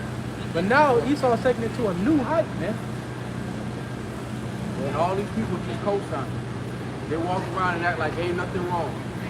Just because they all got a little piece of it. They all get their little corner of this bullshit, so they don't want to speak on it. But the Lord said that he will preserve unto himself 7,000 men who will not bend the knee to Baal. And now that the Yahweh Shah sacrifice has opened up the seals to the book, as the scriptures say, you don't hide your candle under a bushel. So now the light is being shined on all the hills in every major city. And the world is rejecting it as they were prophesied to reject it. Just like they rejected our Lord. Yet this light has to be pushed out there, man. Wickedness is the sin of attention, Right. but the light is exposing it. In what world? Especially you niggas, man. In what world is a nigga who kill each other glorified and respected? Man. In what world do you look up to an adulterer? What kind of shit are we in, man? Well, this is this. Oh, he a real one. He a killer. He got 10 bodies. Or some woman that's half naked talking about committing adultery and all matters of folly. What's she doing in her bedroom? Half naked on TV representing Negroes, Latinos, and Native Americans. And none of you niggas got a problem with it. Bullshit. Ecclesiasticus 9 and 15. Let thy talk be with the wise, and all thy communication in the law of the Most High. And the beautiful part about it is the Lord got the wisdom looking broke to the regular world. Yep. You, the Wadi Halbashimau Shah. Wadi Halbashimau The Shah. Wadi Halbashimau Shah, the wisdom don't come with all the trinkets that these niggas love so much. Right. But then you have a whole nother problem. Right. A Jake just in the mix, just trying to get a bag.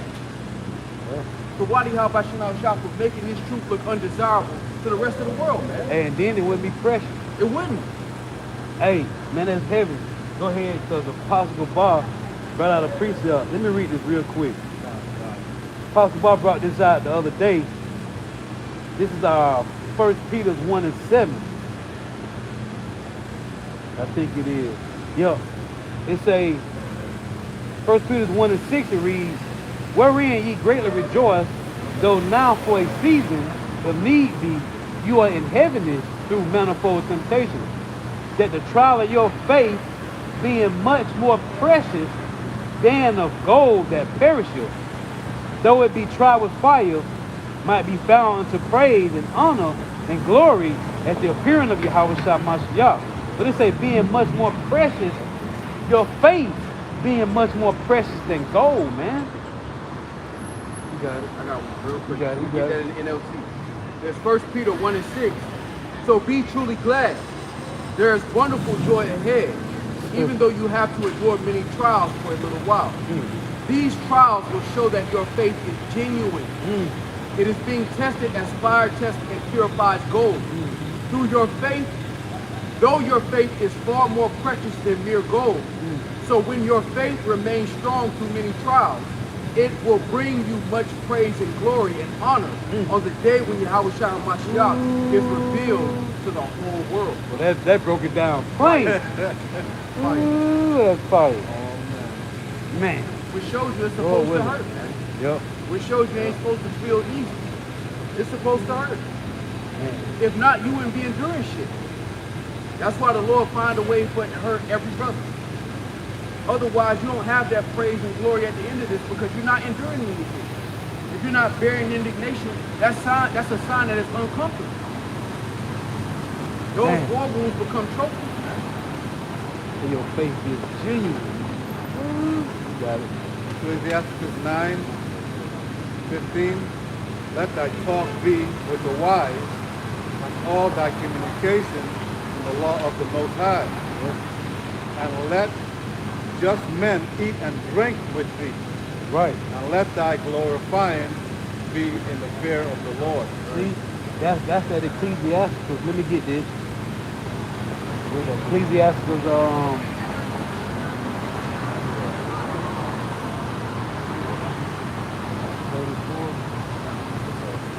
Let's say, a man with a mind like thyself. What is that? Right. Ecclesiastes 37:12. Read that again. Ecclesiastes 9:15. Let thy talk be with the wise, and all thy communication in the law of the Most High. And let just men eat and drink with thee. You say let just men. That's the buzzword there. Let just men. Go ahead. And let thy glorying be in the fear of the Lord. So this Ecclesiastes 37:12. But be continually with a godly man, whom thou knowest to keep the commandments of the Lord, whose mind is according to thy mind, and will sorrow thee if thou shalt miscarry. And that's what the Lord wanted when he was at his last hour, man. He wanted the brothers that according to his mind to be around him, man. Right. That's why he told Peter to stay awoke. Yeah. Because he knew he was getting ready to go through it, but Yeah. he knew that he had like-minded brethren around him, and it kind of comforted him for that little time and moment, man. Right. I got one. Verse 13. Land back that real quick. You got it. Matthew 26 and 40. And he cometh unto the disciples and findeth them asleep, and says unto Peter, what, could ye not watch with me 1 hour? But he was going through it, man. Damn, he said, hey, stay woke. Hey, that's how you speak to a brother, though. Like, damn, man, you couldn't stay up. Yeah. You know I'm finna go through. He could, what's up? But you was up all night, you're not watching that dumbass movie. Yeah. It say, and let the counsel of thy heart stand, But there is no man more faithful to thee than this. A man with a mind like thyself, man. Man. Yeah, the Lord just want to, hey, y'all breathing with me? They Jake done fell asleep. I know, hey, whenever Jake stressed out, that's the first thing they Yeah, they were stressed out. I know I get mad, I go straight to sleep. Try to sleep it off. I can't sleep on that day. Because if you don't go to sleep, that anxiety is gonna take Yeah, over. I feel like a baby no man. I got one. Second Ezra chapter 8 and verse 51. But understand thou for thyself, and seek out the glory for such as be like thee. For unto you is paradise open, the tree of life is planted, the time to come is prepared, plenteousness is made ready, a city is builded, and rest is allowed. Yea, perfect goodness and wisdom. The root of evil is sealed up from you. Weakness and the moth is hid from you, and corruption is fled into hell to be forgotten. Sorrows are past, and in the end is shown the treasure of immortality. Hey, there's a reason why the Lord constantly tells brothers, to be amongst men of the same mind. Seek out men that be like thee. Because there's a mindset that's being cultivated right now. And through, being amongst brothers with the same mind, you get a different piece of Yahweh's life. You may be a brother, that in order to lock in, you stay loose. You may be a brother that in order to lock in, you got to get serious, man. But being around different brothers, it gives you a different piece and a different version of Yahweh's God. And especially in these times now, when we're getting closer to the end, it gives you the right mindset to be in the latter days, man. As you're talking to brothers, you're talking to different brothers across the states and amongst the congregation, amongst the camp, you get a mindset that's outside, that's different from yours. You may be looking at things from a different perspective, and a brother gives, hey, look at it, hey, this is happening in the world. Right. This is going on too. Who knows what the apostles were thinking when Yahweh Shai was going through that? Yeah. Like, damn, what's going on? The Apostle Peter and the Apostle John was like, hey, well, maybe this. The Lord was on a whole nother train of thought. Something too, but he told them that he was about to be offered up. Right. They probably like, how? Who coming to get you? Trying to figure it out. Trying to prevent it, locate it. Yeah. Like Peter. Get me behind me. Because it had to be done, man. Hey, but I was thinking about that too. That the Lord picked particular spirits that could deal with that. Right. I mean, you're watching the king in his most vulnerable state. Yahweh Shai, as he said, Jesus wept, the shortest verse in the Bible. Yahweh Shai wept. He was going through things, right? And it took particular spirits to be around him that he wanted around him. To see him in those moments. Yeah, because it wasn't all the 12. Right. He had a few of them. And if you don't have strong men around you while you at your lowest moment, you're going to go even lower, man. Hey, like Job. When Job had his friends around him, he was at his lowest. They was, trying to pick him up. But that had to be who? Peter, John, and Matthew probably. I think it was. And that shows you that everybody not really meant to be on this side. It's particular spirit, because again, Elder Ariala brings it out often. When you're amongst the body, you're gonna see brothers dirty laundry. You're gonna see that brothers are men. That's why the apostle talks about being in an apartment, sitting in a lotus position. We men at the end of the day. You don't know what's going on. You don't have the detailed accounts of everything that happened between the disciples and Yahweh Shai. We have what's needed. But there were men in the flesh that were preaching the word of Yahweh Shai, and they weren't perfect. But it had to be particular spirits that could handle that. This is Proverbs 8 and 4. Unto you, O men, I call, and my voice is to the Son of Man. For ye simple, understand wisdom, and ye fools, by ye of an understanding heart. Hear, for I will speak of excellent things, and the opening of my lips shall be right things.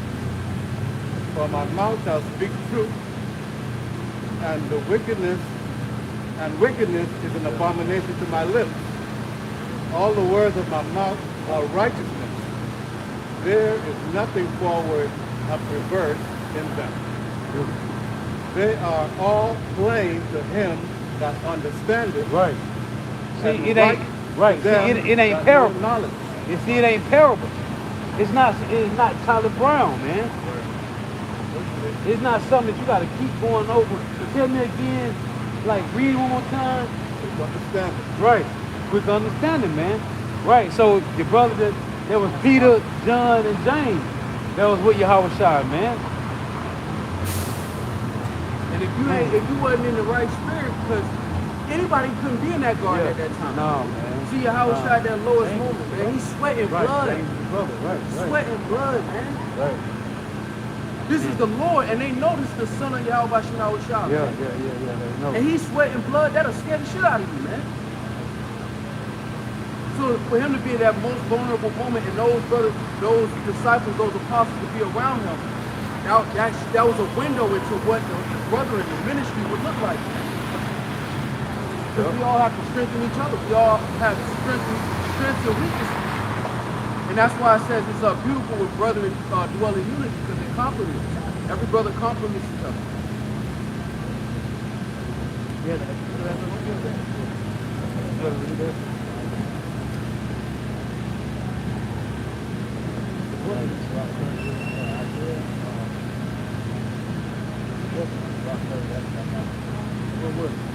I forget what it was, bro. I got one real quick. Oh yeah, I want you got the one about the father, the vineyard, and they killed the son. But go ahead and read what you got though. You got it. So land back to what the elder brought out is 1 Corinthians 2:14. But the natural man receiveth not the things of the spirit of Yahweh Shah. Right. They are foolishness unto right. him. Neither can he know them, because they are spiritually discerned. Right. And that means they have to be given to you by Yahweh Shah. But everything to look pure concerning the truth, that's a gift that has to be given us. You can't study your way into that if the Lord didn't give it to you. Matthew 22:4. Again he sent forth other servants, saying, tell them which are bidden, behold, I have prepared my dinner. My oxen and my fatlings are killed, and all things are ready, come unto the marriage. But they made light of it and went their ways, one to his farm, another to his merchandise. And the remnant took his servants, and entreated them spitefully and stupid. But when the king heard thereof, he was wroth, and sent forth his armies, and destroyed those murderers, and burned up their city. That's not the end. No, it's the same. After when they killed the servants, you got me to my son.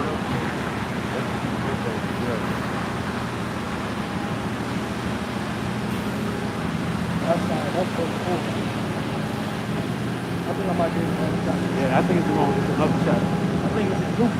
I can get to a chapter though. Okay. It's Luke chapter 20 and verse 9. Then began he to speak to the people this parable. A certain man planted a vineyard and led it forth to husbandry, and went into a far country for a long time. Right.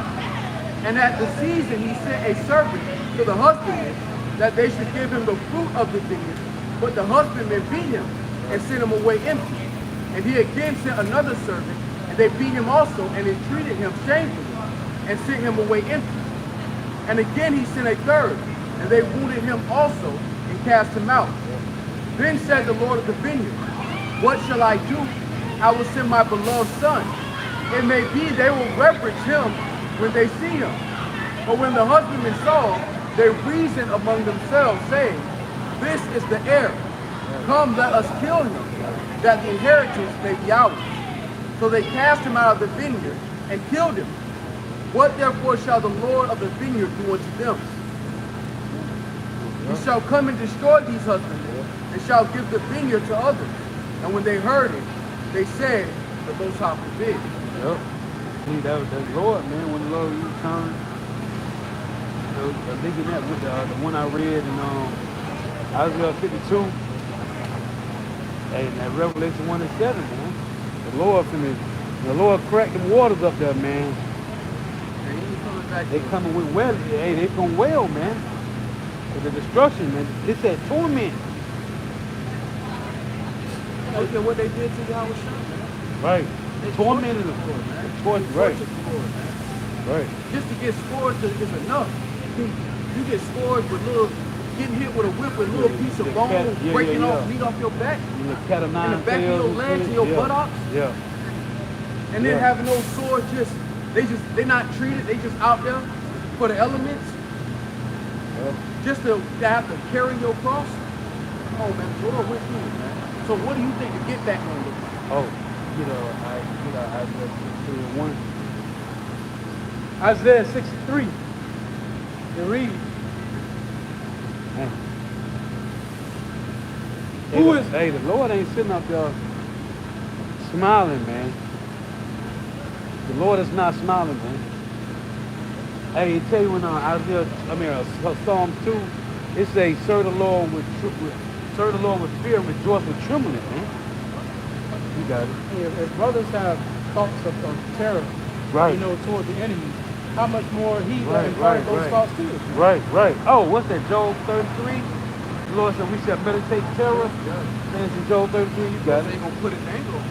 Right. Yup, that Ezekiel 25, man.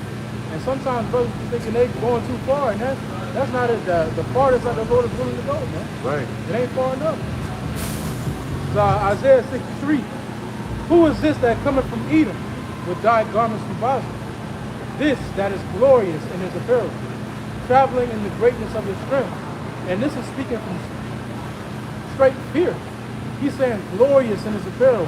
Who is this that cometh from Edom with dyed garments from Basra? He's speaking from straight fear. Right. It's a vision. Like, you see the Lord, he got blood on his garment. I think Apostle Howard, he mentioned in the lesson, that he went to the commentary, and I think he said David Goody said that that's the Messiah. Go ahead. Read it. Yeah. Traveling in the greatness of his strength, I that speak in righteousness, mighty to save. I have trodden the winepress alone, and of the people there was none with me. For I will tread them in mine anger, and trample them in my fury. And their blood shall be sprinkled upon my garments, and I will stain all my raiment. For the day of vengeance is mine, for the day of vengeance is in mine heart, and the year of my redeemed is come. And I looked, and there was none to help, and I wondered that there was none to uphold. Therefore my own arm brought salvation unto me, and my fury upheld me. Oh, the terror that's going to, man, they say all men faces shall gather blackness, man. When the Lord, man, the sight of the Lord, man, the sight, it's just like you watching a movie, like a horror movie, man. And you have prophets that seen what's getting ready to happen to us. Right. They didn't even see the Lord, and they were sick. They were sick, yeah. How much more you see the Lord, man? How the scriptures say, oh, every knee shall bow. Because when you see the Lord, just the sheer power and the vibration coming off of him, man. Hey, I always revert back to that vision that the brother had about Yahweh trying to turn into the party. He said his visage, man. Yeah. His visage is just mean, man. Man, so the sight of the Lord, they say men's hearts shall, what is it, they get Isaiah 13, start at 5, read down to like 9, 10. Isaiah 13. Hey, men's hearts they're gonna fail, man. Yeah. When you see Yahweh, even those who have been serving and sustaining the truth, when you see Yahweh, it's gonna be like, man. So the visage of that angel that was in LA, man, behind the brothers, man, you got it. Isaiah 13 and 5, they come from a far country, from the end of heaven, even the Lord, and the weapons of his indignation, to destroy the whole land. Howl ye, for the day of the Lord is at hand. Right. It shall come as a destruction from the Almighty. Therefore shall all hands be faint, and every man's heart shall melt. It's just like they melted when after the Lord had saved us from Egypt, all the men of Jericho, their hearts melted. Yep. That just had the report of Israel coming. Man. How much more the actual Lord sitting in front of your face, man? Oh, the Egyptians with the apparitions and all that. Yeah, With the Psalm 17 and 18. Hearts failed them. And that darkness was so, Man. you felt the darkness. Right. That must be terrifying. Terrifying. Because you don't want to move in the dark because you feel it. I mean, that's a mind game right there. That's a mind game. I yeah. shall choose your Terrifying mind game. Right. Oh, making that point too, man. The Lord say He gonna choose your delusion, and that Hosea 4:7, it say whatever you glorify in, that's gonna be your shame in that day, man. These things, man, when you think about them, when you sitting, I know when I be sitting, I just be like, man, I don't want no part of that, man. It's gonna be terrifying. It's gonna, we can't even, there's not even a word for when Yahweh shall return, man. Just the appearance. They said they gonna wail, man.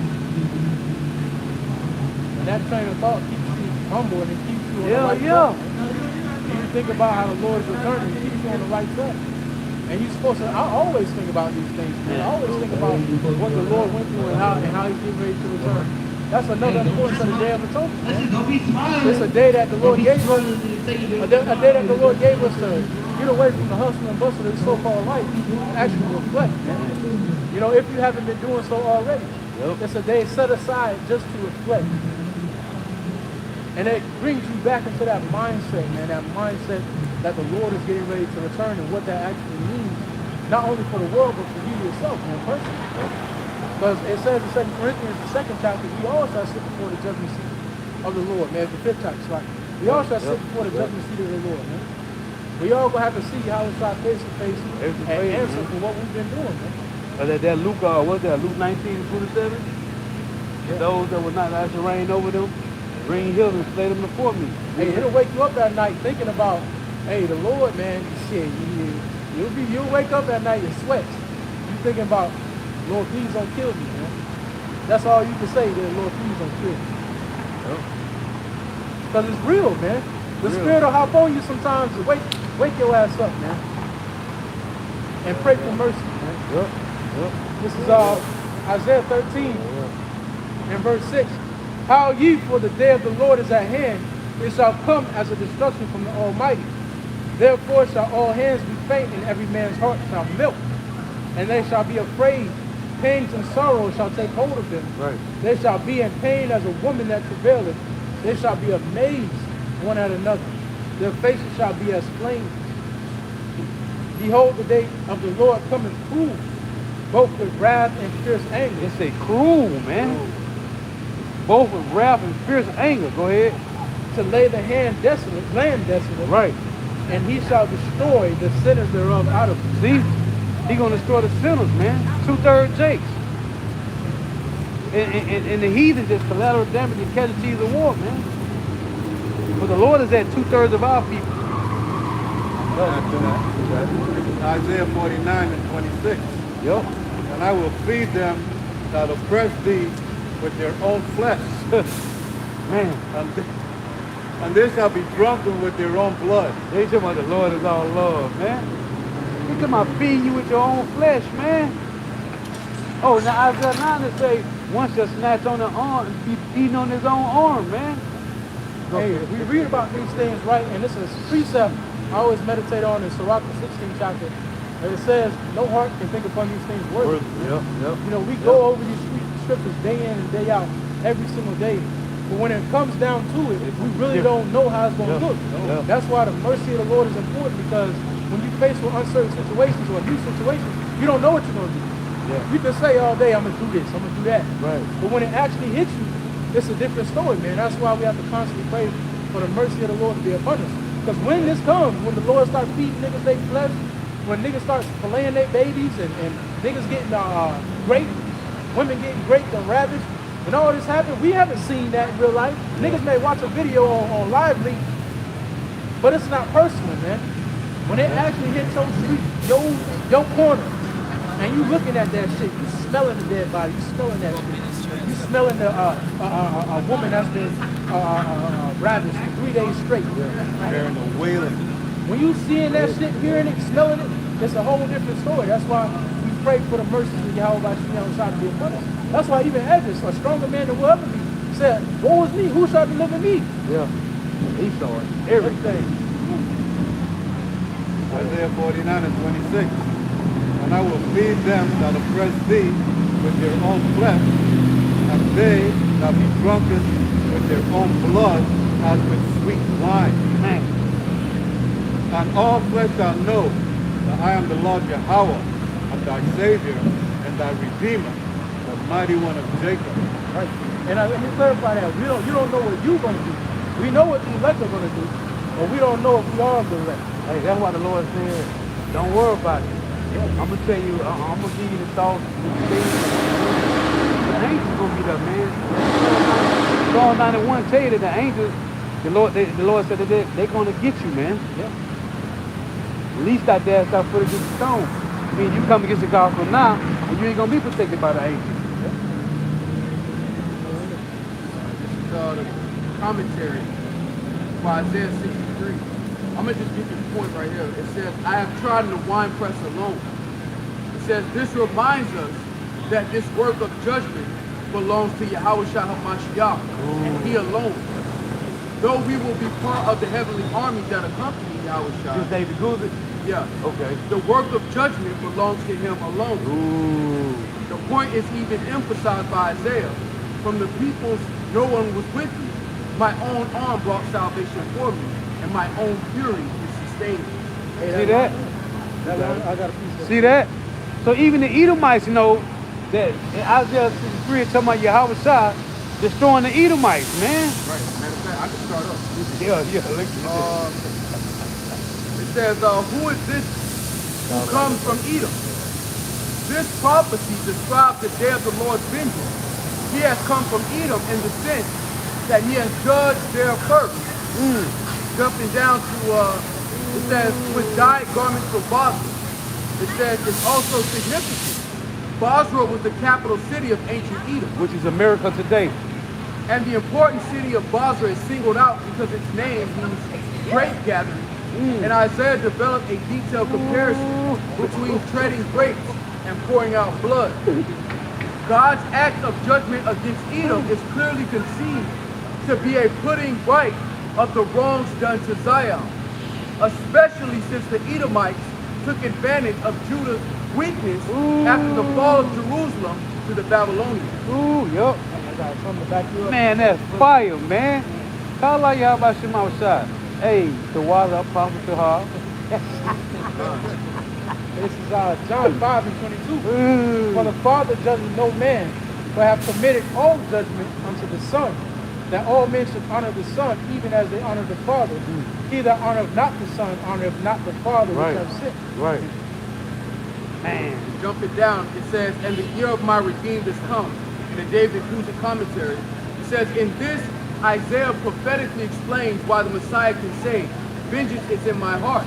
It isn't because the Most High loves punishing sinners, but he does love vindicating his redeemed. Ooh.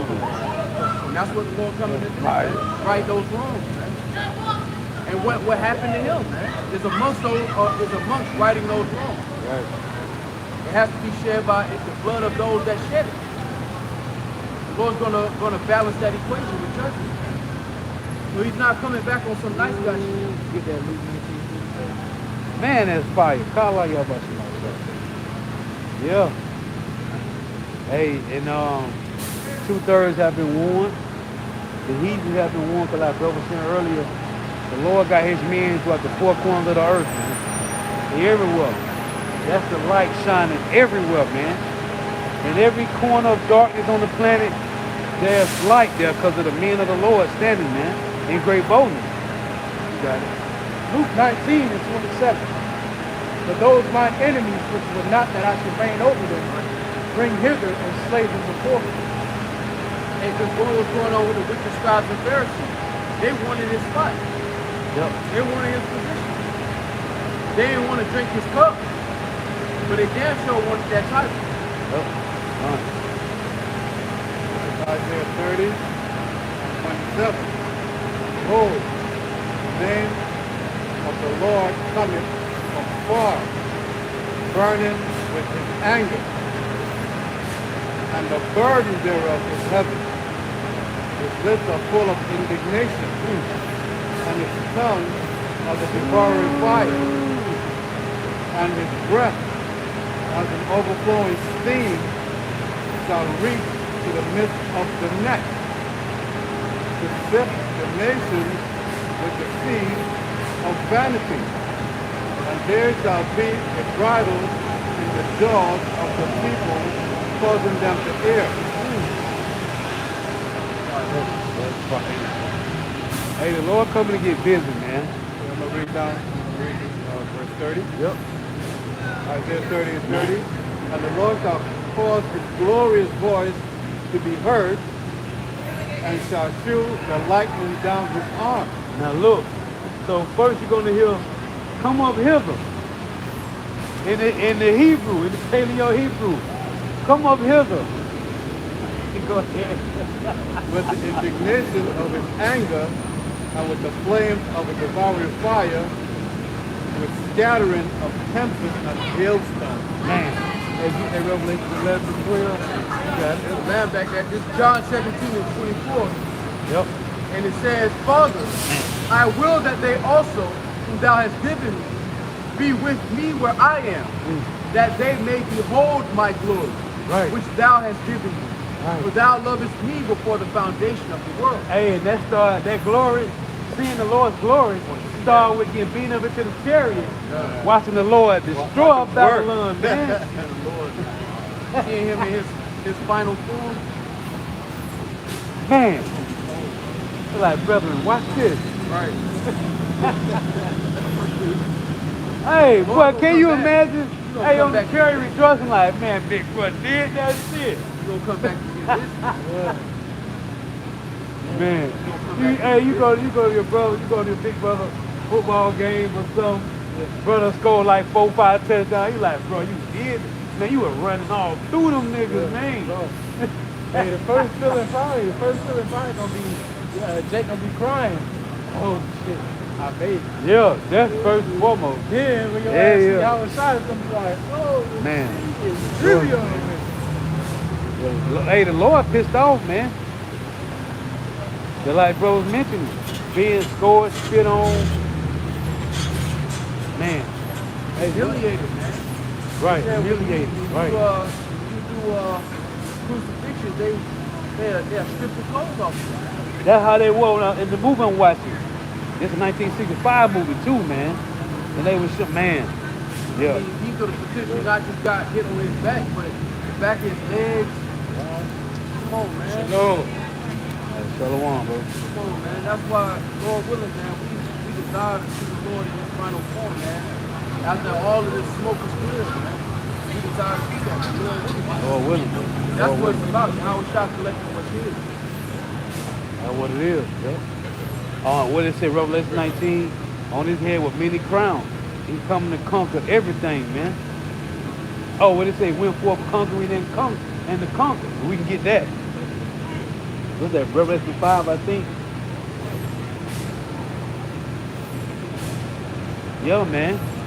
The Lord pissed off, man. The Lord is pissed off, man.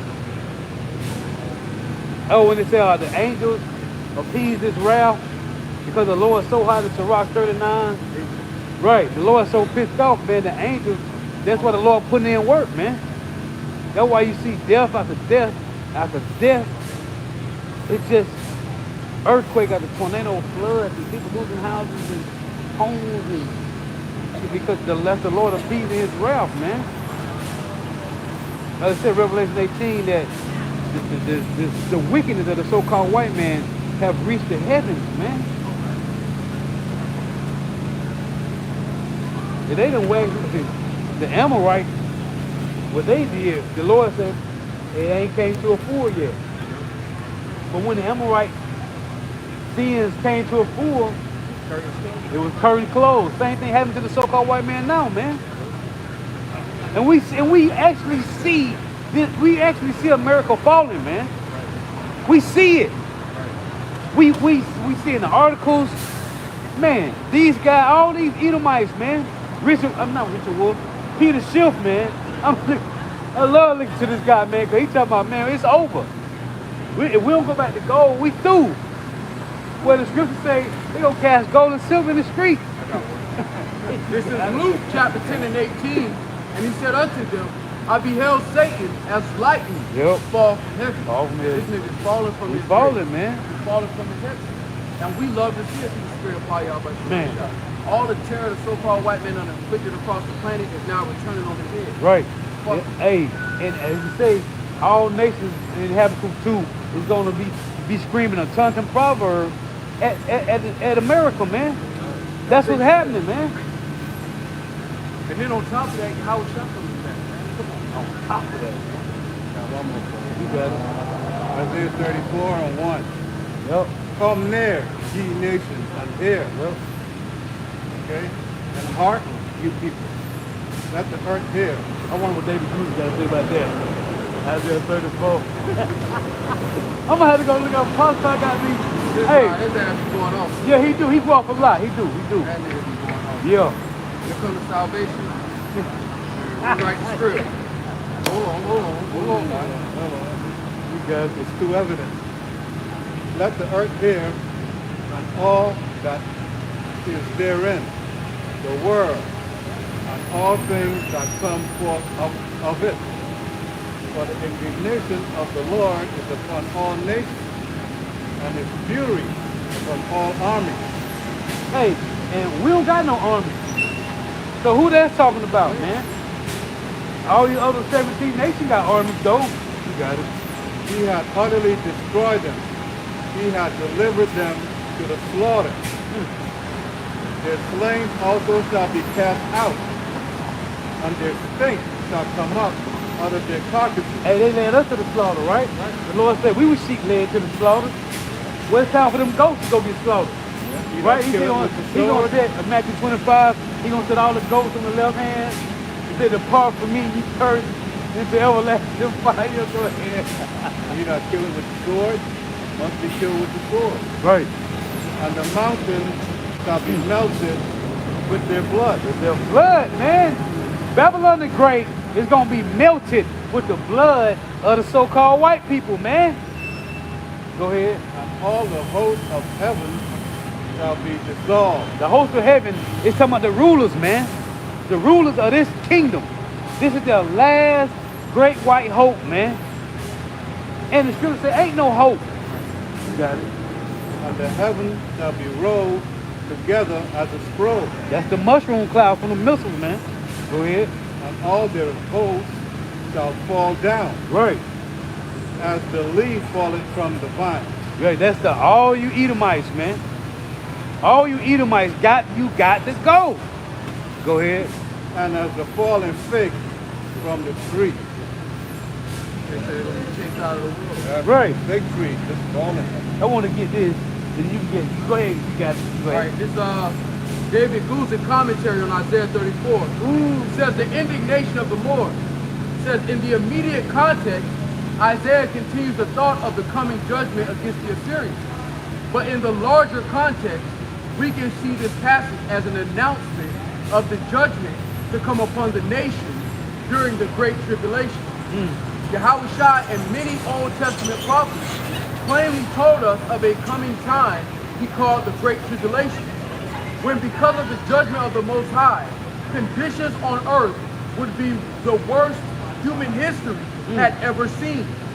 Revelation chapter 6, 8 through 9 and 16 through 18 describe this horrific time when there will be widespread ecological, economic, cosmic, and human catastrophe on a level never before known in history. That's fire. Right. Spot on. Well, that's what? 901? 1201? Yep. Well, yep. This is Proverbs 10 and verse 27. The fear of Yahweh prolongeth days, but the years of the wicked shall be short. The hope of the righteous shall be gladness, but the expectation of the wicked shall perish. Right. The way of Yahweh is strength to the upright, but destruction shall be to the workers of iniquity. The righteous shall never be moved, but the wicked shall not inhabit the earth. Yeah, man. It say the mouth of the just bringeth forth wisdom, but the forward tongue shall be cut out. The lips of the righteous know what is acceptable, but the mouth of the wicked spreadeth forwardness. So it said the tongue of the forward shall be cut out, man. You can't speak no more, man. We're gonna pull your tongue out, face off, tongue out. It's funny to these crackers too, man. When you just put up that black power, it's gonna be real black power. Who did that? That cracker, Yeah. It's gonna be real black power in the earth, man. Hunky tonk, I got man. one for him. This is Job 11 and 20. Yep. But the eyes of the wicked shall fail, Shall fail. and this shall not escape. Look, it said the eyes of the wicked shall fail. In Isaiah 13 and 15, it said they that trust in the so-called white man, they're going to fail with them. Go ahead. And their hope shall be as the giving up of the Spirit. So I got that in the NLT right now. Yep. Job 11 and 17, it says, your life will be brighter than the noonday. Yep. Even darkness will be as bright as morning. Yep. Having hope. Oh, that's what's happening now. Yeah. That's what's happening now, man. The darkness that was in Babylon the Great, the four corners of the earth, the philosophy of the so-called white man, is light now. One more time, That's the removing of the covering cast. That's the removing, right? That 2 Corinthians 10, casting down imagination and every high thing that exalts itself against the Lord. The stronghold of the so-called white man, the rudiment of the so-called white man has been cast down. You got it. Now, this is going into the righteous. Job 11 and 17. Yep. Your life will be brighter than the noonday. Even darkness will be as bright as morning. Right. Having hope will give you courage. You will be protected and will rest safely. Right. Rest in safety. You will lie down unafraid, and many will look to you for help. But the wicked will be blinded. They will have no escape. Their only hope is death. Their only hope is death. I'm going to read up to 19. All right. Job 11 and 19. Also, thou shalt lie down, and none shall make thee afraid. Right. Yea, many shall Make suit unto thee. Right. So I said, the many people going to seek to be helped, man. That's going to be from those elect men, man. Whoever they are, man. A lot of them not going to get them. Right. Right. Put up there. A lot of them not going to get them. Right. You're right. It really show you the power of the Lord, man, to proclaim what he's getting ready to do. And you can't do nothing against it. Yep. You can't do nothing. Even though you hear about these prophecies, you still can't do nothing against the Lord, man. That renders you utterly powerless, man. And when the Lord really returns, when he cracks those clouds, you're going to see how powerless you truly are. You powerless right now. You can't do nothing against prophecy. But when the Lord returns and manifests in the flesh, it's over with, man. Over, man. You can't. You're going to be utterly powerless, man. Yep. And even before that day, a lot of you people are going to realize how powerless you truly are, man. You're going to realize that you didn't have no strength in your hands to do nothing. Yep. It was the Lord that was The Lord upholding the you whole time. in your wickedness. He Yep. allows you to be wicked. Damn. So you can get your ass at the back. Ooh, I'm going to close with this. I got one real quick. You got it. You got it. There's Isaiah 2 and 11. I'll read this in the NLT. It says, human pride will be brought down, and human arrogance will be humbled. Only the Lord will be exalted on that day of judgment. For the Lord of heaven's armies has a day of reckoning. He will punish the proud and mighty, and bring down everything that is exalted. Hey, how do you bring down an arrogant or a prideful person? By completely overpowering them. And if you got somebody that's real cocky, real arrogant, a way to really shut that down is to overpower them.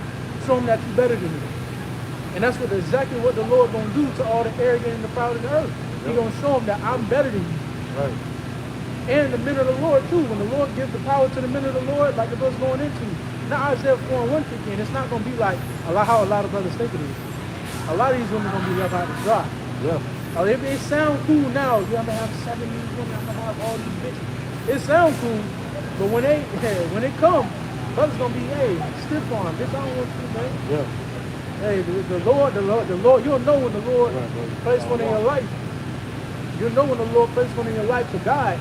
But other than that, these regular skeezers, they're going to be asked out, man. Yep. And a lot of brothers ain't going to have that spirit to take on more women because it's going to be a burden, man. You're going to be like, man, fuck that, man. I'm focused, man. You don't got time to be answering questions while we moving here and while we doing this, man. We moving. At that point, because it's taking out there 32, it's stepping on the lips to understand. They going at that point though, they gonna know. They ain't gonna be saying shit. Yeah. Yeah. Who's following you? Yeah, but 911 don't work no more. Yeah. Hey, but the Lord got those hopeful women out there. They out there, man. They watching, they silent, and they learning, man. They being prepared just like we preparing. And the faith, the trial that you have to go through now as a woman of the Lord is just to have faith that the Lord is going to place you in a brother's life. Yeah. Even though you may not talk to him or see him, Yep. the Lord will place you where you need to be. They're in the mirror practicing how to be silent. Yeah, that's exactly. Yeah. You got it. This is Ecclesiastes 16 and You got amongst Israel as a whole, as the nation of Israel, you got those men who only see in these camps. They seeking this. They seeking the culture. They want to marry, give unto marriage and all of that. But then the Lord got the prophet set up. And this is the center of the prophet's life. Lord, will we be a part of that number? Just preaching the word. All that other stuff was secondary. At a certain point, it don't even become a thought until a brother reminds you. First coming to the truth, Isaiah 4:1. Trying to tell all the women you're dealing with, look, you better get in line. After the Lord done supped with you, that's on the back burner. You're not even worried about that, man. You're in the middle of this shit, man. there's no glamour there. And it's getting real about a second, man. Ecclesiastes 16 and 6.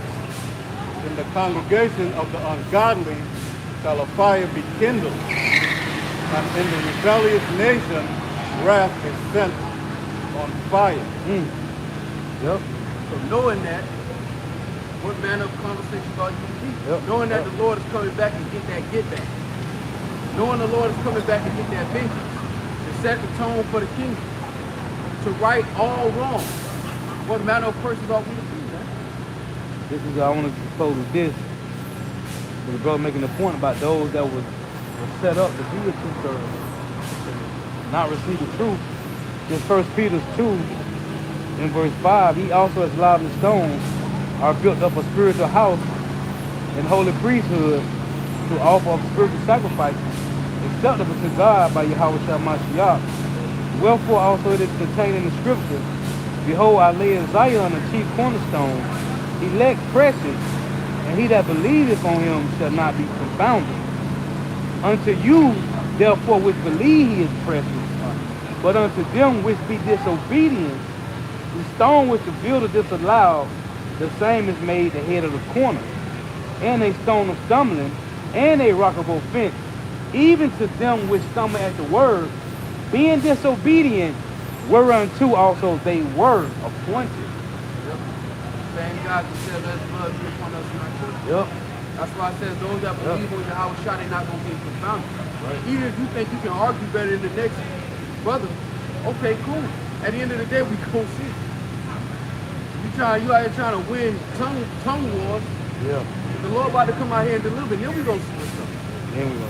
That was something I was meditating on heavy during the Day of Atonement, man, is our need for Yahweh Shai, His mercy. You know, with that hedge.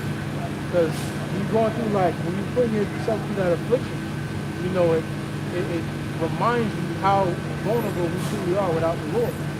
How we really need the Lord to sustain us. We need Him to be that rock. Because otherwise we're going to fall. And there's no doubt about it. Especially when you come into the last hours of the atonement. For brothers who have been doing it for a minute, it's kind of, they've kind of got used to it, not in a sense, but it's kind of, especially if you intermittent fast, you kind of, you know, but the last hours are always the worst because of anticipation and because of, you know, you coming, it's hitting the hardest.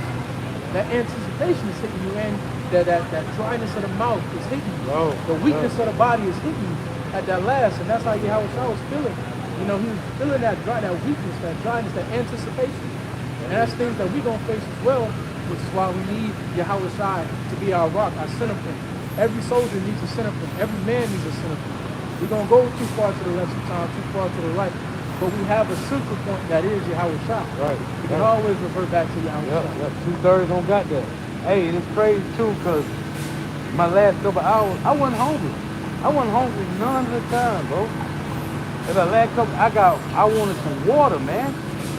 And the Lord said, man, should not live off bread alone. Yeah. But by every word that proceeds out of the mouth of the Lord. And the water is the word. And I just wanted some water, man. I ain't want to eat nothing. Boy, that watermelon was so good I had. It was so sweet. Yeah, cause you know the apostles like break your fast with fruit. Man, that watermelon was so sweet. But I just wanted water, man. And the Lord told everybody to do that to show you that that water is gonna come when you need it, man. Right, when you need it. Just hold off, just Yep. endure it. Hey, what is this second Ezra? It said the fountains of water shall stay still and they shall not run. Right. In Jacob's trouble, there's gonna be a lot of thirsty bitches. Hey, but Lord willing, this is edifying. We're gonna give all praises, honor, and glory to Yahweh, Bahashem, Yahweh Shai, Bahashem, Rikah Kodash. Double honors to the apostles, and elder bishops, and elders, a great millstone who rule well, who teach well, who are the apostles and elders of all of Israel, ready to be accepted or not. And a sincere salutation to all the oxygen, pushing this truth and believing this truth with the four winds of the earth, the entire world shedding light to the hope of the elect. Shalom to the outward who are listening, learning. You sisters who are listening, learning, throughout tuning in.